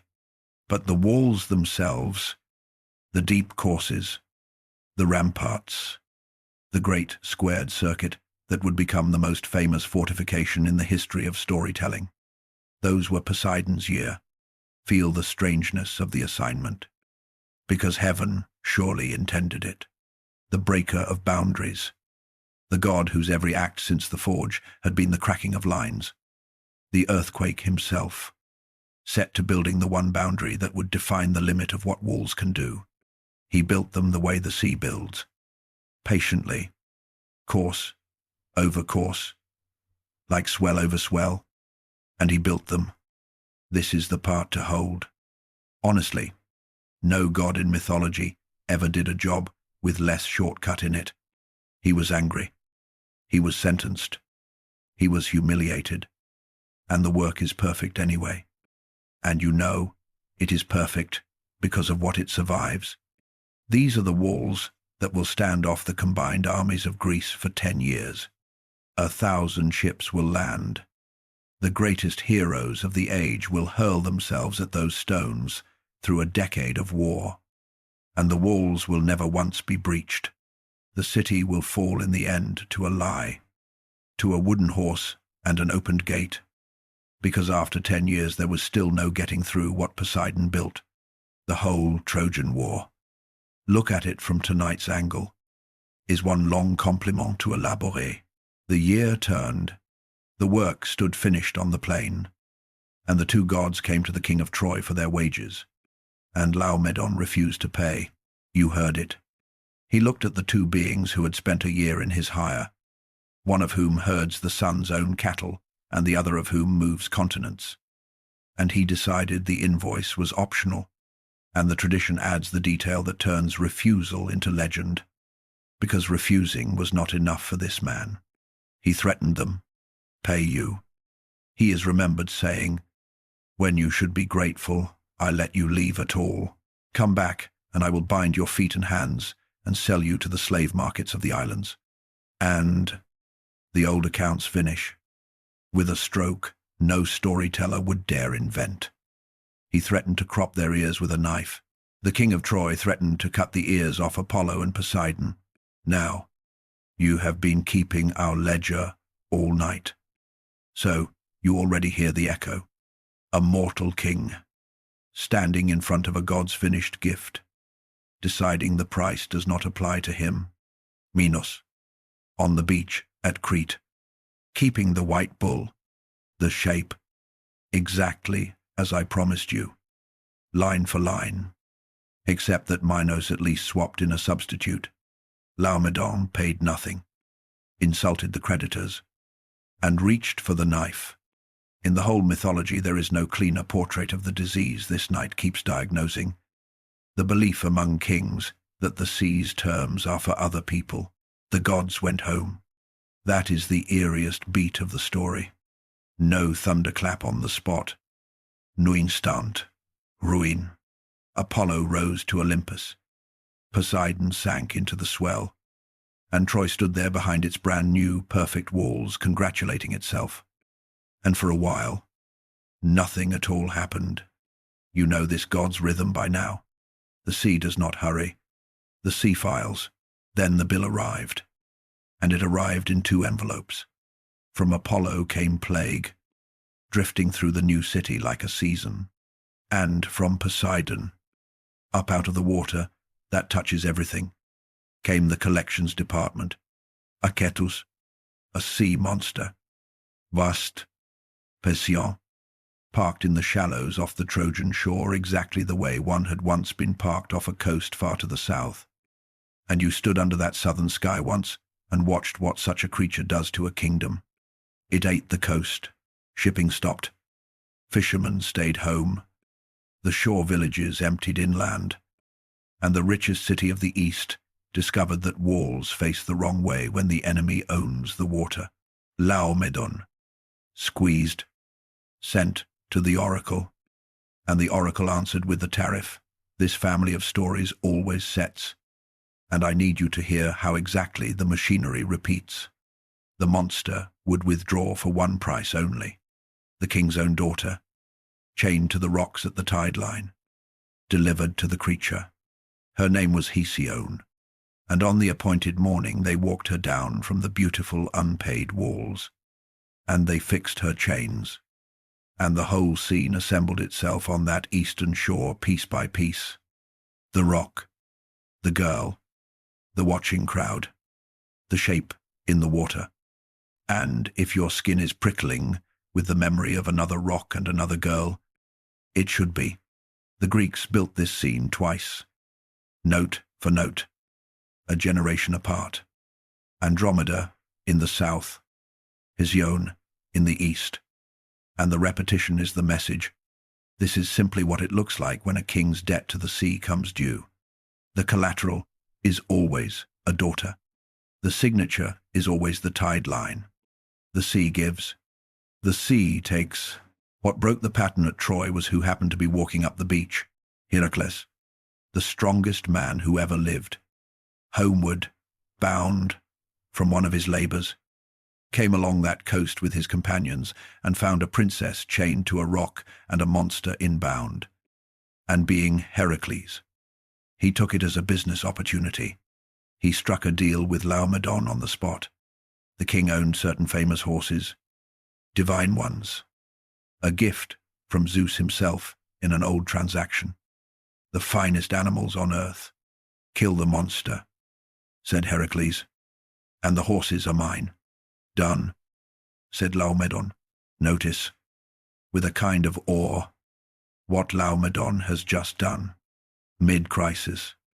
Monster on the horizon. Daughter on the rock. This man has opened a second contract of the exact kind he has already broken once, with the strongest man alive, while the consequences of the first broken contract are literally swimming toward his family. Some men learn nothing because they are stupid. Laomedon learned nothing because he was certain. Certain to the bone. That payment was a thing that happened to other people. Kings in this night keep believing that. The sea keeps a whole drawer for them. The fight itself, the old tellers give in wild versions. And the wildest has Heracles leaping fully armed down the monster's throat and cutting his way out from the inside over 3 days. And I hand you that version to smile at, not to believe. However it went, it ended. The only way fights with Heracles end. The monster died on that shore. Hesione came off the rock alive, and the hero presented himself at the famous walls to collect his horses, and Laomedon refused to pay. Twice, the same king, the same move. The second time, against a man who tore lions apart with his hands. There is nothing left to explain about him after this, and the accounts do not try. Heracles, who had labors waiting, swallowed the insult, marked the account open, and sailed away. And Troy got some years of borrowed quiet, and the king spent them, we can be sure, feeling vindicated. Then Heracles finished his labors, gathered ships and companions, came back east, and called in everything at once. His force stormed the city, and the walls, mark this carefully, did not fail him the way they would later fail the Greeks, because in one tradition the hero's assault came through the stretch of wall that mortal hands had helped raise, the one seam of human work in a divine circuit, the flaw in the perfect thing. The city fell in a day. Laomedon was killed. His sons were killed beside him. All but one, a boy who was ransomed out of the wreckage and took from that ransom a new name, Priam, and Priam inherited a burned throne and rebuilt. and grew old, and became the ancient king of the next war, the famous one, Troy's whole doom, generation into generation, runs downhill from a single unpaid invoice, because here is the thing to carry out of this chapter, and it is the hinge of the entire night. Heracles collected his debt. Apollo, honor answered, let his plague lift, and, strangely, in the centuries after, warmed to the city and became its defender. But go through every account of the sack, every settlement, every ransom, and find me the line where anyone ever paid Poseidon for the walls. There is no line. The year of labor, the perfect stones, the original bill. No one ever settled it. And a generation later, when a Trojan prince sailed west and came home with a Greek queen, and 1,000 ships gathered in the harbors of Greece, the gods of Olympus began choosing sides in the great war, the way they chose everything, by kinship and grudge and old accounts. And down in the Golden Palace, the second brother did not have to think for even a moment. Troy stood behind his walls. Troy had never paid for them. The Greeks were sailing to tear the city down to its unpaid stones. The sea signed up for demolition. The war came the way the whole world knows it came. A prince of Troy sailed home with the wife of a Greek king, and 1,000 ships crossed the sea to take her back. And for 9 years the greatest army ever assembled broke itself against a circuit of stone that would not fall. The men in the ships never fully understood why the walls held. You do. You watch them go up, course over course. One honest year of divine labor that nobody ever paid for, and for those 9 years, the builder watched. Zeus had issued a decree at the start of it, and the decree was aimed at his own family. The gods were to stay out of the fighting. Watch if you must, he said, but the field belongs to mortals, and any immortal I catch down there will learn what the master of thunder can do to his own relatives. So the gods watched from the mountaintops the way a town watches a fire, taking sides with their hearts, forbidden to carry water, and no heart on any mountaintop leaned harder than the one under the sea. Homer says it outright. Poseidon sat in the heights of the island of Samothrace, where the whole plain of Troy lay spread below him like a game board, and he watched the Greeks, his Greeks, the tearers down of that unpaid city, being driven back to their own ships, and he pitied them, and his anger at Zeus grew tooth by tooth. Then came the day Zeus looked away, the king of the sky, certain the war was bent to his liking, turned his shining eyes north. The poem says, to other lands and other business, and the second brother moved. Homer gives him 4 strides. Down from the peak of Samothrace he came, and the mountains trembled under the footfalls of the immortal god. And in 4 enormous steps he crossed to his golden palace in the deep at Aegae. You have been inside that palace twice tonight. Now watch its master arm for war. He harnessed the bronze-hooved horses with the manes of gold. He took up the whip, and he drove the chariot up out of the depths and straight across the top of his kingdom. And the sea did the thing it does for no one else. It flattened into a road. The beasts of the deep rose and danced alongside the axle. The poem says, for they knew their lord, and the sea itself parted in joy, and the horses flew so lightly that the bronze axle was not even wet beneath the car. It is the same shining picture from the gentlest chapter of this night, the parade of the happy king, except that now it is aimed at a battlefield, and there is a fact riding along under all that glory that Homer chooses this exact moment to hand us. The god of earthquakes went to war for the Greeks, against the city whose earthquake-proof walls he himself had built. Nobody on either side of that war knew its geometry better.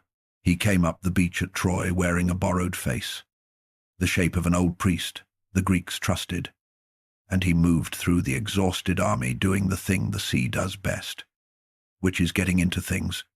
A word here, a grip of the shoulder there, and where he passed, the poem says, courage came back into men like tide into a bay. He found the two great warriors named Ajax, and filled them so full of fight that they turned to each other saying their legs were burning to run at the enemy. And then, at the moment, the Trojan charge came on. The disguised god threw back his head and shouted, and Homer measures the shout for us, as loud as 9,000 men, he says, or 10,000, crying out at once in battle, one throat, an army's worth of voice, and the whole Greek line surged forward on the sound, the way a wave stands up when the sea floor rises under it. The tide of the war turned in an afternoon, and up on the mountain, the king of the sky woke to find his battlefield rearranged, and looked down, and saw exactly which brother was standing in it. What follows is the scene you have been waiting for since the failed rebellion. The head-to-head, the second brother against the big chair, except that it happens the way it always happens in this family, which is to say, through a messenger, because Zeus did not come down. He sent Iris, the rainbow, heaven's courier, skimming down the sky with an ultimatum: leave the field, go back to your sea, or to the company of the gods, and if you will not go, the message finished, then remember that I am the elder born and the stronger, and think hard before you set yourself against me. The elder born, Zeus, the youngest of the swallowed, the one child who never spent a day in the dark, claiming seniority because being swallowed last and freed first had rearranged the birth order in his favor. If you want to know why what came next came out of Poseidon with such heat, start there. You heard the answer hours ago, at the end of the rebellion chapter, and I told you then that no writer since Homer has improved on it. Now you know the beach it was spoken on, and the war it was spoken in, and everything it was carrying. 3 brothers, 3 lots, the grey sea drawn fair, the earth and Olympus common to all, and therefore, said the god of 2/3 of the world, standing in the surf with the fighting at his back, I will not walk by his will. Let him keep his sky. Let him frighten his own children.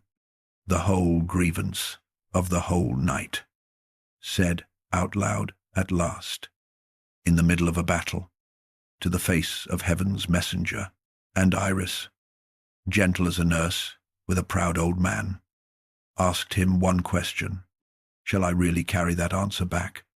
She said, or will you soften it? You know how it ended. He softened it. He raged, and he yielded, and he told Iris to tell her master that this yielding was a grief and an outrage to him.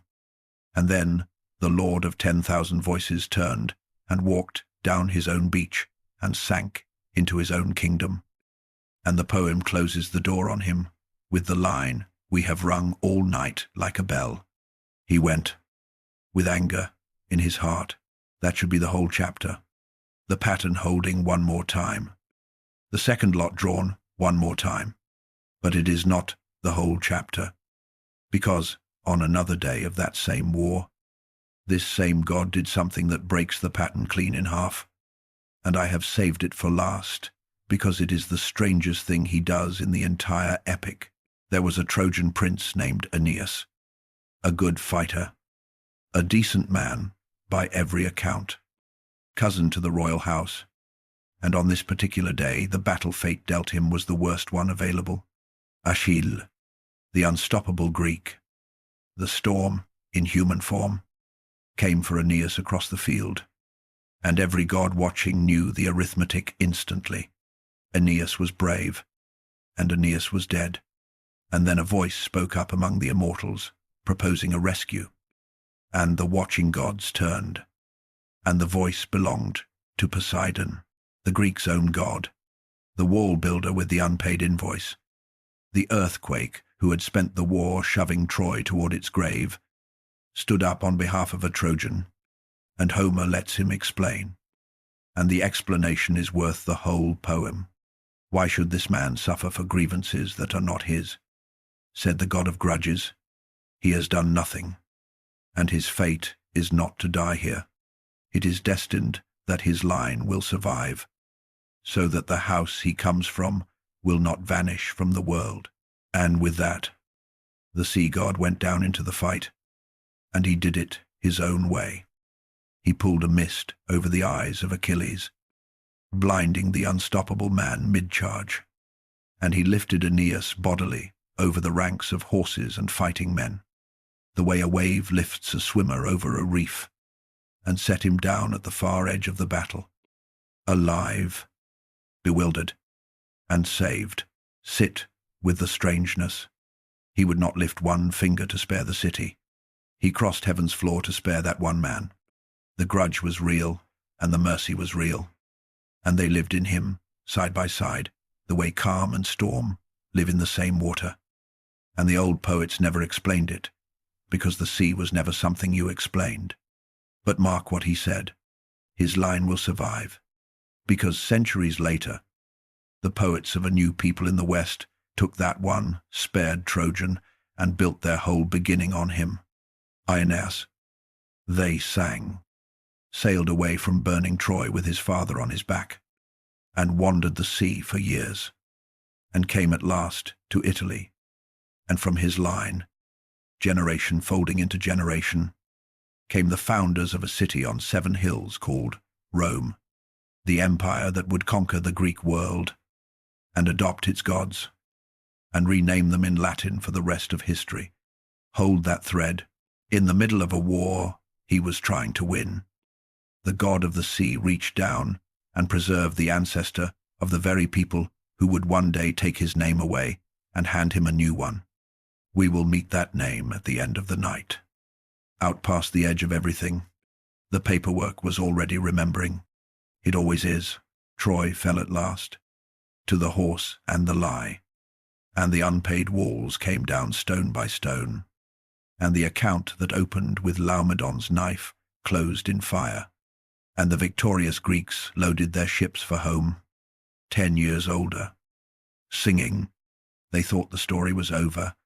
One of them, the cleverest of them, the one who had invented the horse itself, was about to sail his 12 ships into the last act of this night, and into the longest grudge in the history of the sea.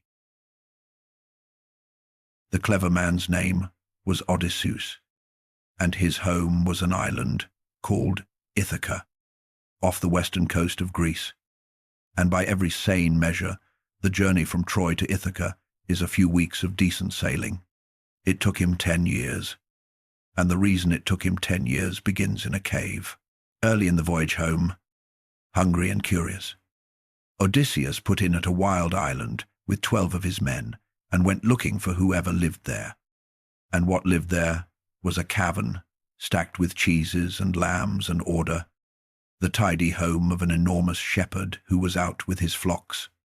The sensible men begged to grab food and run.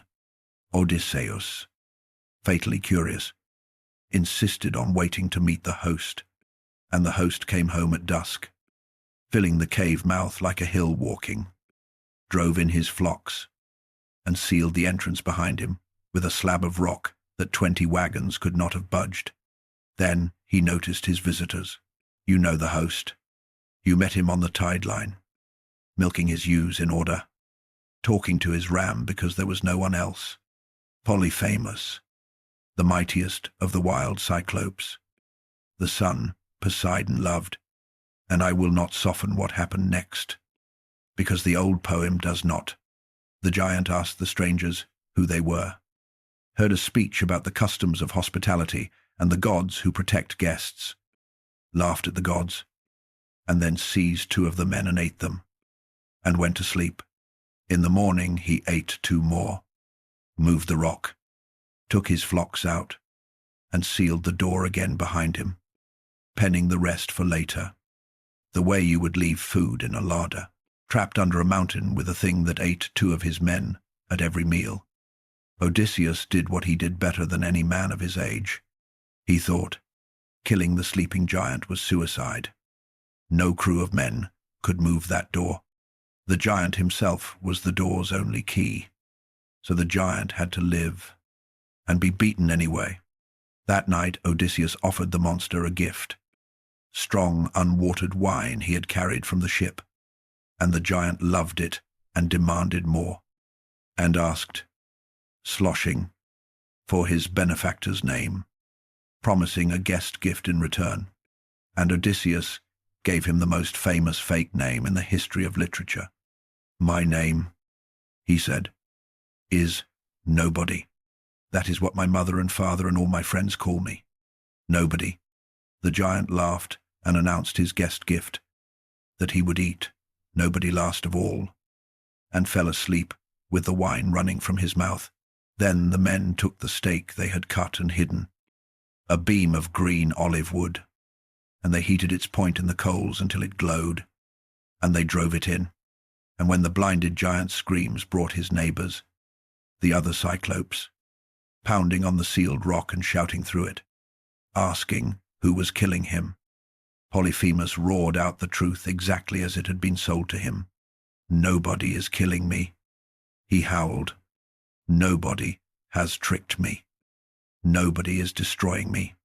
And the neighbors, satisfied that if nobody was harming him, it must be a sickness sent by the gods, told him to pray to his father Poseidon, and went home.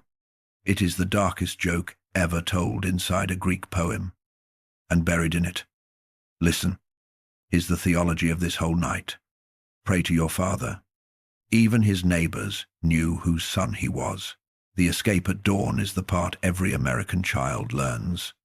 The blind giant opened the rock to let his flocks out to pasture and stationed himself in the doorway, running his hands over the back of every animal that passed, feeling for riders, and the men rode under instead, lashed beneath the bellies of the great rams, Odysseus himself clinging under the woolliest, the giant's favorite, the very ram he used to talk to, and Polyphemus, feeling his best ram come last and slow, spoke to it, tenderly, in front of the hidden man clinging beneath it. What troubles you? He asked it. You were never the one to lag behind. Are you grieving for your master's eye? The gentlest speech in the whole poem, spoken by a monster to a sheep, over the head of the man who had ruined him. Then he let the ram pass, and the men reached the ships, and drove the stolen flock aboard, and pulled for open water. And the story should end there. It does not end there, because of what happened next. And what happened next is the true subject of this chapter. Safe offshore, beyond the reach of anything, Odysseus stood up in the stern of his ship, looked back at the blind giant on the headland, and could not leave.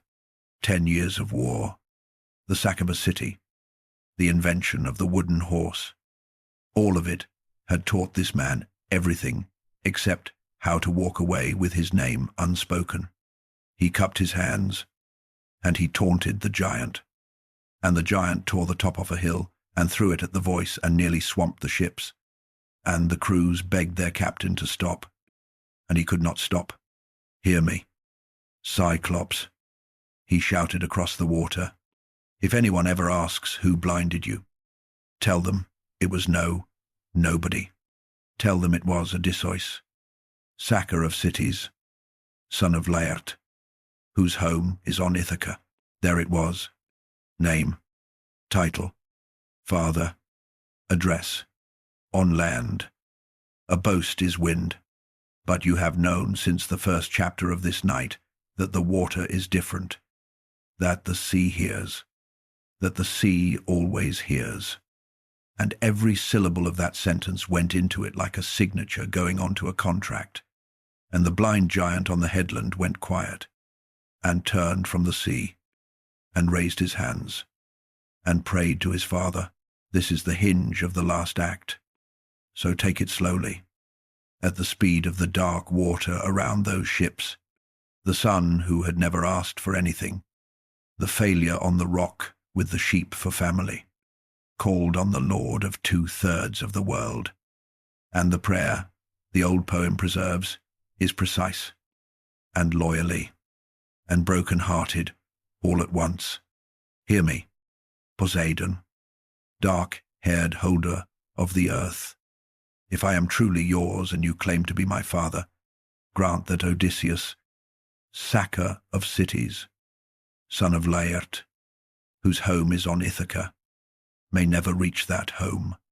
But if it is fated that he must, if the thread cannot be cut, then let him come late, and come wretched, with all his companions dead, on a stranger's ship, and let him find trouble waiting in his house, every clause, built from the boast itself. The name, the sailor shouted, became the address on the curse. And far away, down in the golden palace, the father heard, and the poem says simply that the dark-haired god granted the prayer. He could not give his son back his eye. Gods cannot undo. It is the one poverty they all share. So he did the only thing left in a father's power. He took the prayer exactly as spoken, clause by clause, and made it the sentence, word for word, and spent the next 10 years executing it like a man keeping a promise at a grave. Late, wretched, companions dead, a stranger's ship, trouble in the house. Count them off against the story you already know. The wanderings that turned weeks into a decade. The crews of 11 ships lost in a single harbor. The last crew dead for eating the sun god's cattle. Every companion gone to the last man. Exactly as asked. 7 years marooned on a nymph's island, while his wife's house filled with rivals eating his stores. Trouble multiplying in the halls of Ithaca, precisely on schedule. And when at last he did come home, he came alone, asleep, carried on the ship of strangers, the seafaring Phaeacians, who paid for the kindness in the hardest currency. Their returning ship turned to stone by Poseidon, within sight of its own harbor, a rock in the shape of a vessel that the islanders would point to forever after. The sea settled every clause of that prayer, and gave interest. The wave, too. You remember the wave. It has been hanging over a raft since the first minutes of this night, black at the base and white at the crest. And now you know everything it was carrying. It found him in the last stretch of the 7th year, alone, on a raft of his own building, in sight of rescue. And the god who had spotted him from the mountains of the east came down the sky and gathered the water up and said, in effect, not yet. You have waited all night. So now, at last, let the wave break. It broke the raft to pieces. It did not break the man. It was never allowed to. And here is the mercy folded inside the whole cruelty. The clause Polyphemus himself had left open. If it is fated that he must come home, it was fated, and the sea knew it. And so the sea could rage but never quite kill. And the poem shows you the god's own kingdom, quietly working the mercy side of the ledger. A sea goddess named Ino rose out of the white caps beside the drowning man and gave him her veil to tie around his chest. And the veil would not let him sink. And the daughters of the water shepherded what was left of him to the shore of the kind strangers, his own realm, once again, declining to go all the way with its king's anger. 2 days later, the sailor washed up naked on a friendly beach. Late, wretched, companionless, and alive, with every word of the contract fulfilled and nothing left to collect. And how does a grudge like that finally end? The poem answers, and the answer is the strangest instruction in ancient literature, and it is the perfect place to let this chapter rest. In the underworld, a prophet told Odysseus how to make his peace with the sea. After everything, take an oar, he said, a well-made oar from your own ship. Put it on your shoulder, turn your back on the water, and walk inland. Keep walking, day after day, into country deeper and drier, until you come at last among people who know nothing of the sea, who salt no food, who have never seen a ship, and you will know you have arrived when a stranger on the road looks at the oar on your shoulder and asks why you are carrying a winnowing fan, a farmer's tool for tossing grain. There, in that place, where the sea's very shape is mistaken for a shovel, plant the oar upright in the earth, make sacrifice to Poseidon, and go home, and the god will trouble you no more. Think about what the prophecy is actually measuring. The sea's power ends where the sea's memory ends.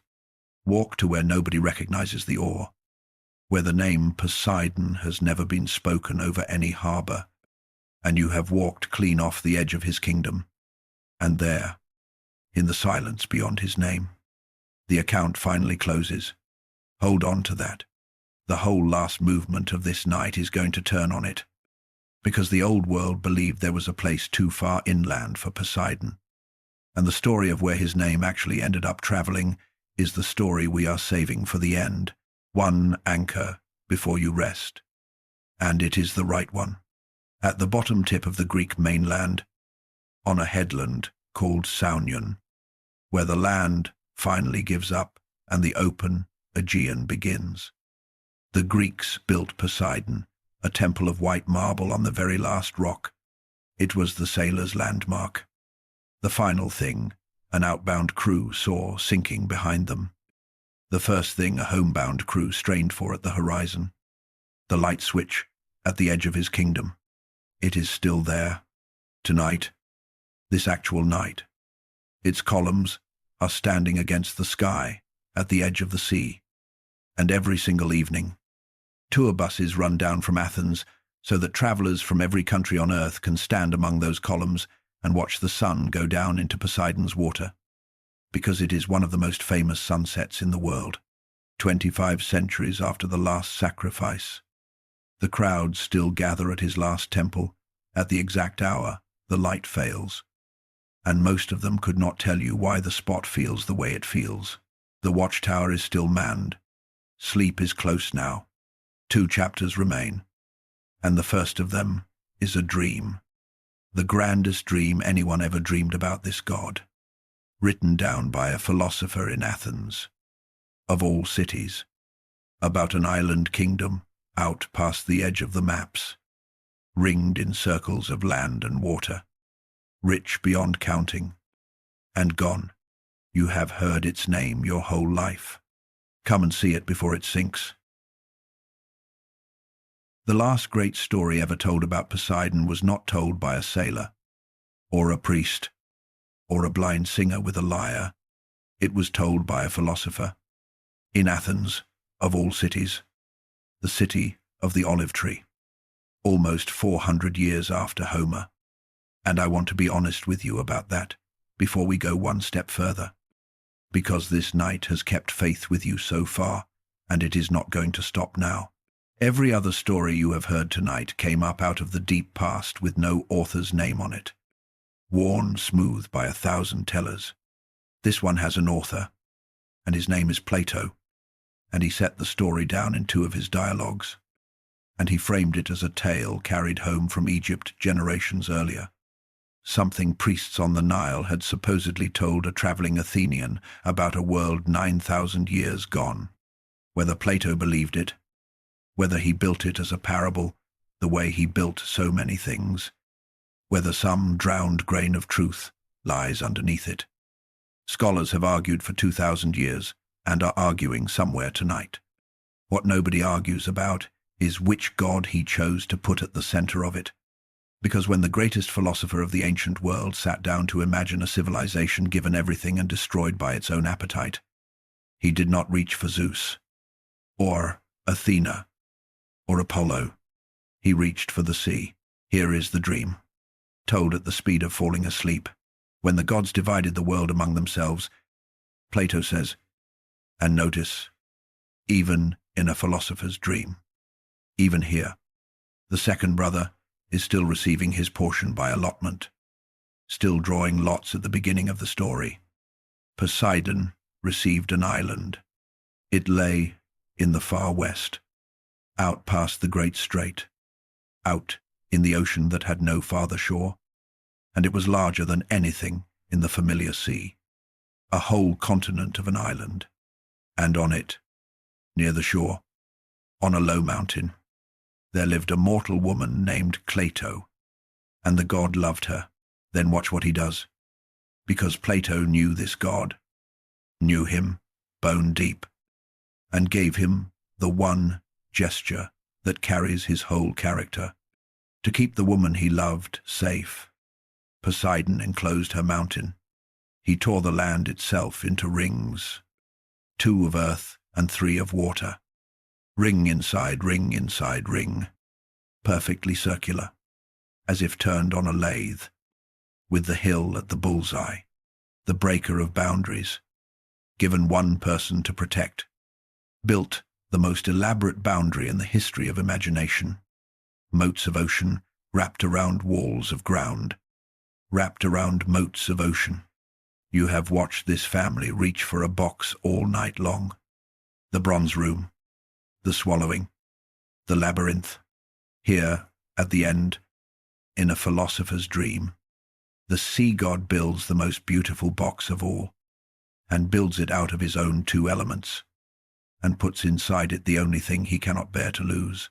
Plato bore him 10 sons, 5 sets of twins, and the eldest of all was named Atlas, and the island and the ocean around it took their name from that firstborn king, Atlantis, the realm of Atlas. And if that name rings a bell from another of our nights, a Titan holding up the sky at the western edge of Africa, a mountain range that still wears his name, hold the echo gently, because the old world reused its greatest names the way the sea reuses its waves. The kingdom the 10 sons built was everything abundance can be. Plato inventories it like a man walking through a dream with a lamp. Hot springs and cold, 2 harvests a year, elephants in the forests, mines yielding a metal no one now can identify, orichalcum, which gleamed like fire and covered whole walls, canals cut ring to ring so that ships could sail from the open sea to the very foot of the citadel, and at the center, on the original hill, a temple of Poseidon, a stadium long, sheathed in silver, its pinnacles in gold, and inside it a statue of the god so vast his head brushed the roof, driving 6 winged horses, with 100 sea nymphs riding dolphins around him. And the bulls. I promised you the old world knew how to rhyme. So listen to this.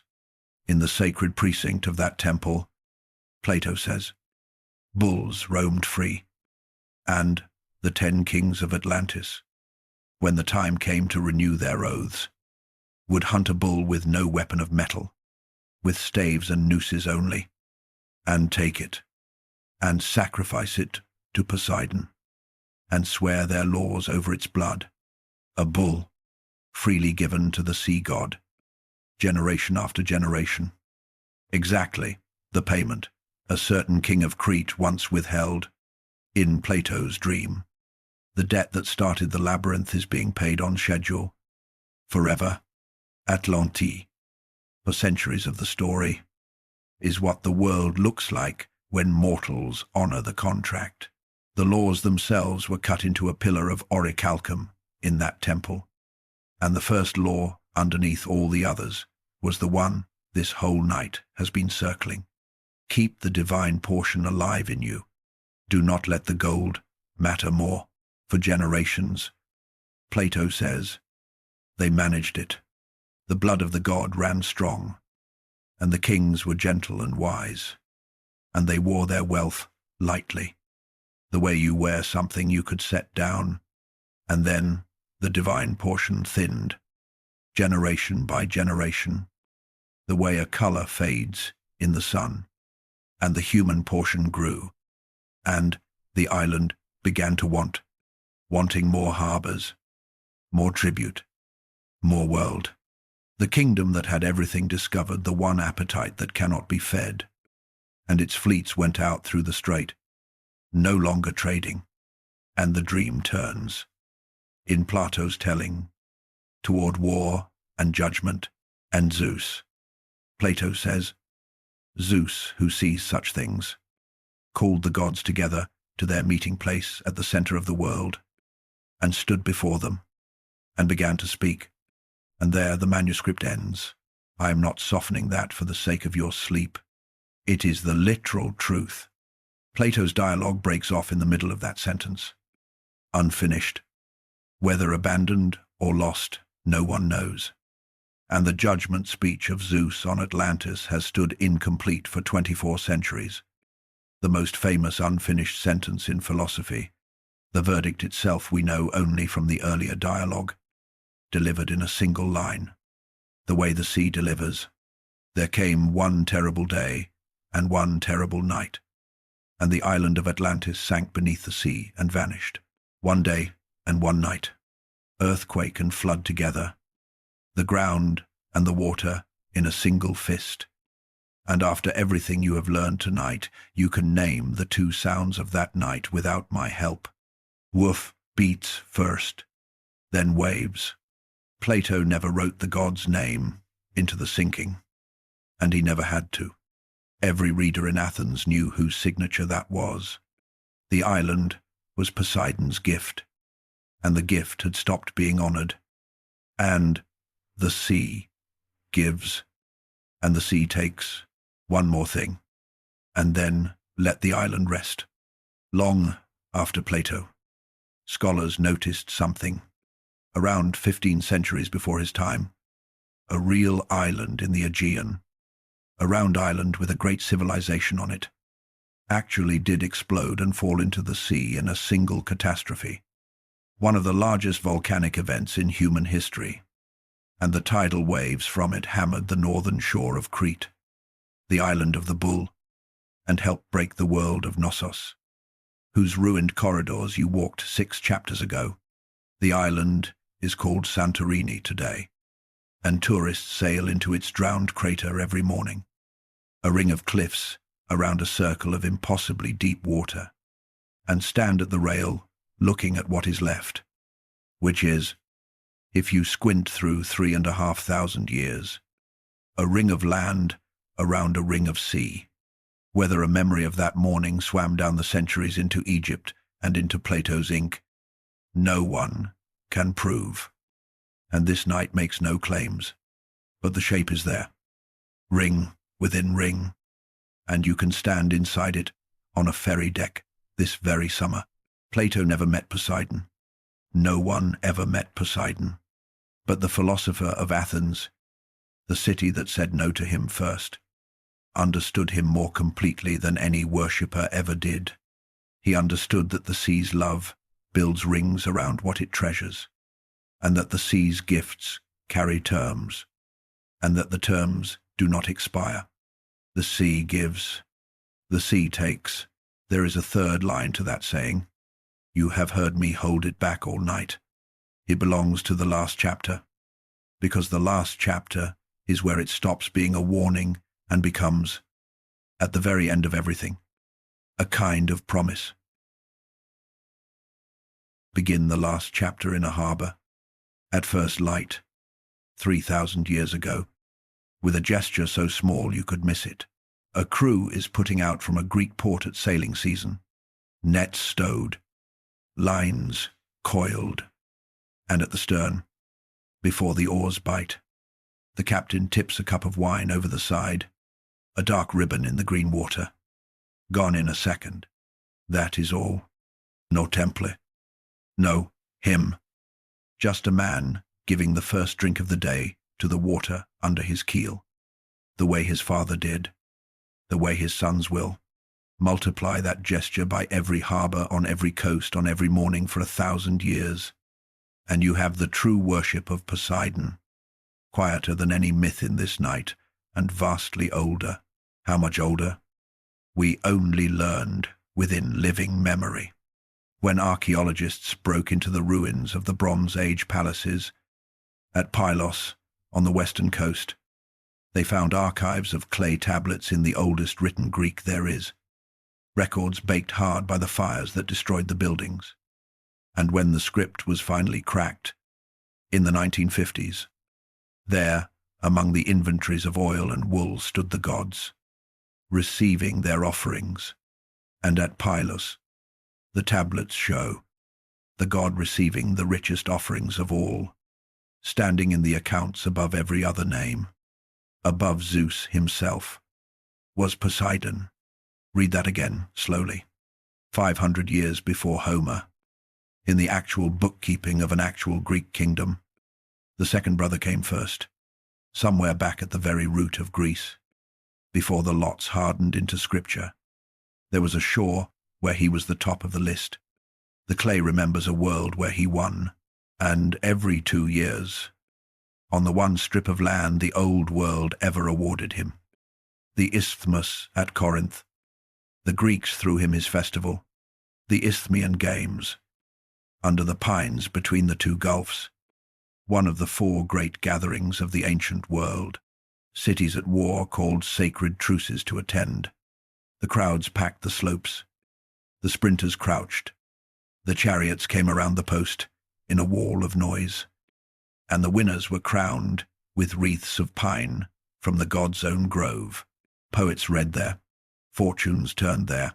If you have ever been inside an American stadium on a summer night, 60,000 voices standing up together as something thrilling happens on the field below.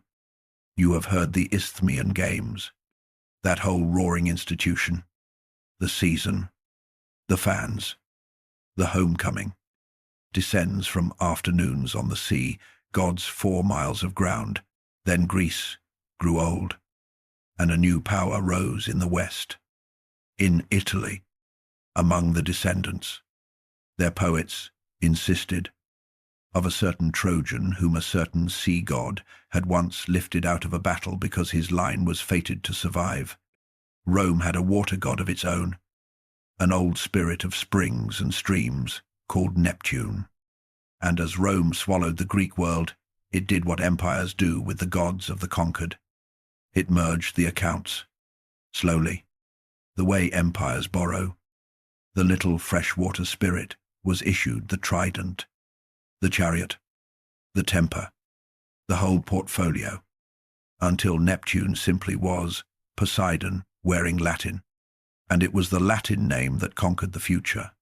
It sailed into every language of Europe, into the fountains of Renaissance cities where the muscled god still rears over his sea horses in 100 town squares, into ship names and naval crests, onto the grille of Italian sports cars that wear a trident to this day, because the company was founded in a city whose central fountain is his. Sailors crossing the equator tonight, in the United States Navy, in merchant fleets, still hold the old ceremony where a shipmate dressed as King Neptune initiates the first-timers. 20 centuries after his last temple closed, he is still mustering crews, but names on fountains are small change. The name was owed something bigger, and the story of how it got paid is the finest true story I know. And it happened, of all the unlikely places. On paper, by the early 1800s, astronomers had a problem. The planet Uranus, discovered in 1781, would not keep its schedule. Decade after decade, it drifted from where the mathematics said it should be. A tiny wrongness, but real, and it did not go away. Something unseen was pulling it. Something enormous, far out in the dark, beyond the edge of the known solar system, tugging the 7th planet off its path the way a current tugs a hull. And in Paris, a mathematician named Leverrier sat down with the wrongness and did something no human being had ever done. He worked backward from the disturbance to the disturber, month after month of calculation. No telescope involved. Nothing but the numbers, until he could write down a position in the sky and say, in effect, "Look there." He mailed the prediction to the observatory in Berlin. On the night of September 23rd, 1846, an astronomer named Gall pointed the telescope at the coordinates in the letter, and within 1 hour, less than 1 degree from the predicted spot, he found it, a new planet, the 8th, found not by searching but by summoning, called up out of the dark by pure mathematics. And a colleague said afterward that Leverrier had discovered a planet with the point of his pen. They reached for the old custom, and they named it Neptune. And here is the detail that closes the ledger. Nobody in 1846 could see its color. It was a faint dot. Nothing more. It took 143 more years, and a machine, to get close enough to look. And when the pictures finally came back, the 8th planet turned out to be blue. Deep, saturated, unbroken ocean blue. The bluest thing in the solar system. A world painted the exact color of the kingdom in the helmet. The name had been right all along. The paperwork remembered. It always does. And then the astronomers began finding its moons. And they needed names for the family of the new Neptune. And they went to the old stories. And I told you, at the Golden Palace, hours ago, to keep 4 names warm. Here is where they went. The great moon, found within weeks of the planet itself. They named Triton, the distant wanderer, found a century later. Narrate, and when the close-in moons were charted at last, they were christened one by one. Proteus, Thalassa, Naiad, Despina, Galatea, the entire court of the Golden Palace, the herald sun, the 50 sisters, the old shapeshifter with the truth, lifted whole out of the Aegean and set turning around a blue world at the edge of everything. The palace was never lost. It was relocated, 4 billion kilometers out, and the court is in session tonight. Every courtier on station, circling, and one small moon out there is named Larissa. And if that name stirs something in you from another of our nights, an old man in a crowd, a discus hanging in the sunlight, then you know by now that in this family of stories, nothing is ever wasted. One machine has been there. One in all of human history. Voyager 2, launched in the summer of 1977, spent 12 years crossing the dark, and in August of 1989, it fell past Neptune, the last stop on the grandest voyage ever made. Skimming close over the blue cloud tops, it photographed a storm the size of the whole Earth, and winds of 1,200 miles an hour, the fastest in the solar system. The god at the far edge, still fully armed, it watched geysers rising off Triton, and then it kept going, out past the last orbit, into the space between the stars, where it is still traveling tonight, never to return. The farthest journey our species has ever taken, and its final port of call bore the name of the god of every journey by water. Every sailor's last harbor was his. Now bring back the oar. The prophecy told Odysseus that the sea's power ends where the sea's memory ends. That peace waited in the one place so far inland that a stranger would mistake an oar for a winnowing fan. The place beyond the reach of the name. And humanity, ever since, has been walking inland. In the largest sense, there is, across continents, over the poles, off the planet itself, out past the moon, out past every world the ancients could see, we finally reached a place no oar could ever be carried. The actual edge of the sunlight, farther from the sea than any prophet could imagine a road going. And when we got there, the name on the map was his. The oar was supposed to mark where his kingdom ended. His name traveled farther than any oar ever could. So, read the lot from the helmet one last time. With everything you now know, he drew the second lot. He lost Athens to the tree, and Argos to the queen, and Delphi to the sun, God's son, and heaven to the little brother. Every contest, every vote, every arbitration, all of it, and nothing about him ever changed, and no one ever paid him for the walls. And the second lot, held up to the light at the end of the whole long night, reads like this: 2/3 of the living earth, the deepest places anything has ever been, and the farthest world humanity has ever named, blue as deep water, with his sun and his court wheeling around it in the dark. The kings who beat him are dust and footnotes. The ocean is still called an ocean of his family, and the last planet is still called by his name. And the anger is finally beside the point. His story was never going to end in an apology. It ended in an atlas. The sea gives, the sea takes, and the sea remembers. It remembers longer than the kings, longer than the walls, longer than the grudge itself. That was the third line all along. It was never only a warning for a god who could not make one city love him. Being remembered at the edge of the solar system is the closest thing to grace this story allows, and it is enough. Even he, I think, would grant that it is enough. Come back to the beach where we started, at the end of a summer day this time. The light, long and gold, an American family packing up the coolers and the towels. One child is still down at the waterline. She walks to the edge of the wet sand, and the foam slides up toward her feet. And she stops, just for a second. That old pause, the one that came installed, the small body asking the enormous water for permission. Then a wave runs up over her ankles, and she shrieks with laughter and chases it back out as it goes. The sea is quiet this evening. The quiet has no moral in it. The god below did not soften, and nobody ever beat him. And the account books of the deep are exactly as full as they always were. The tide is simply telling the story tonight instead of collecting on it. And the story runs up the sand as far as it can reach, and lets go, and gathers, and comes again. The oldest rhythm there is. The border of the second kingdom, still testing. Still patient. Still his.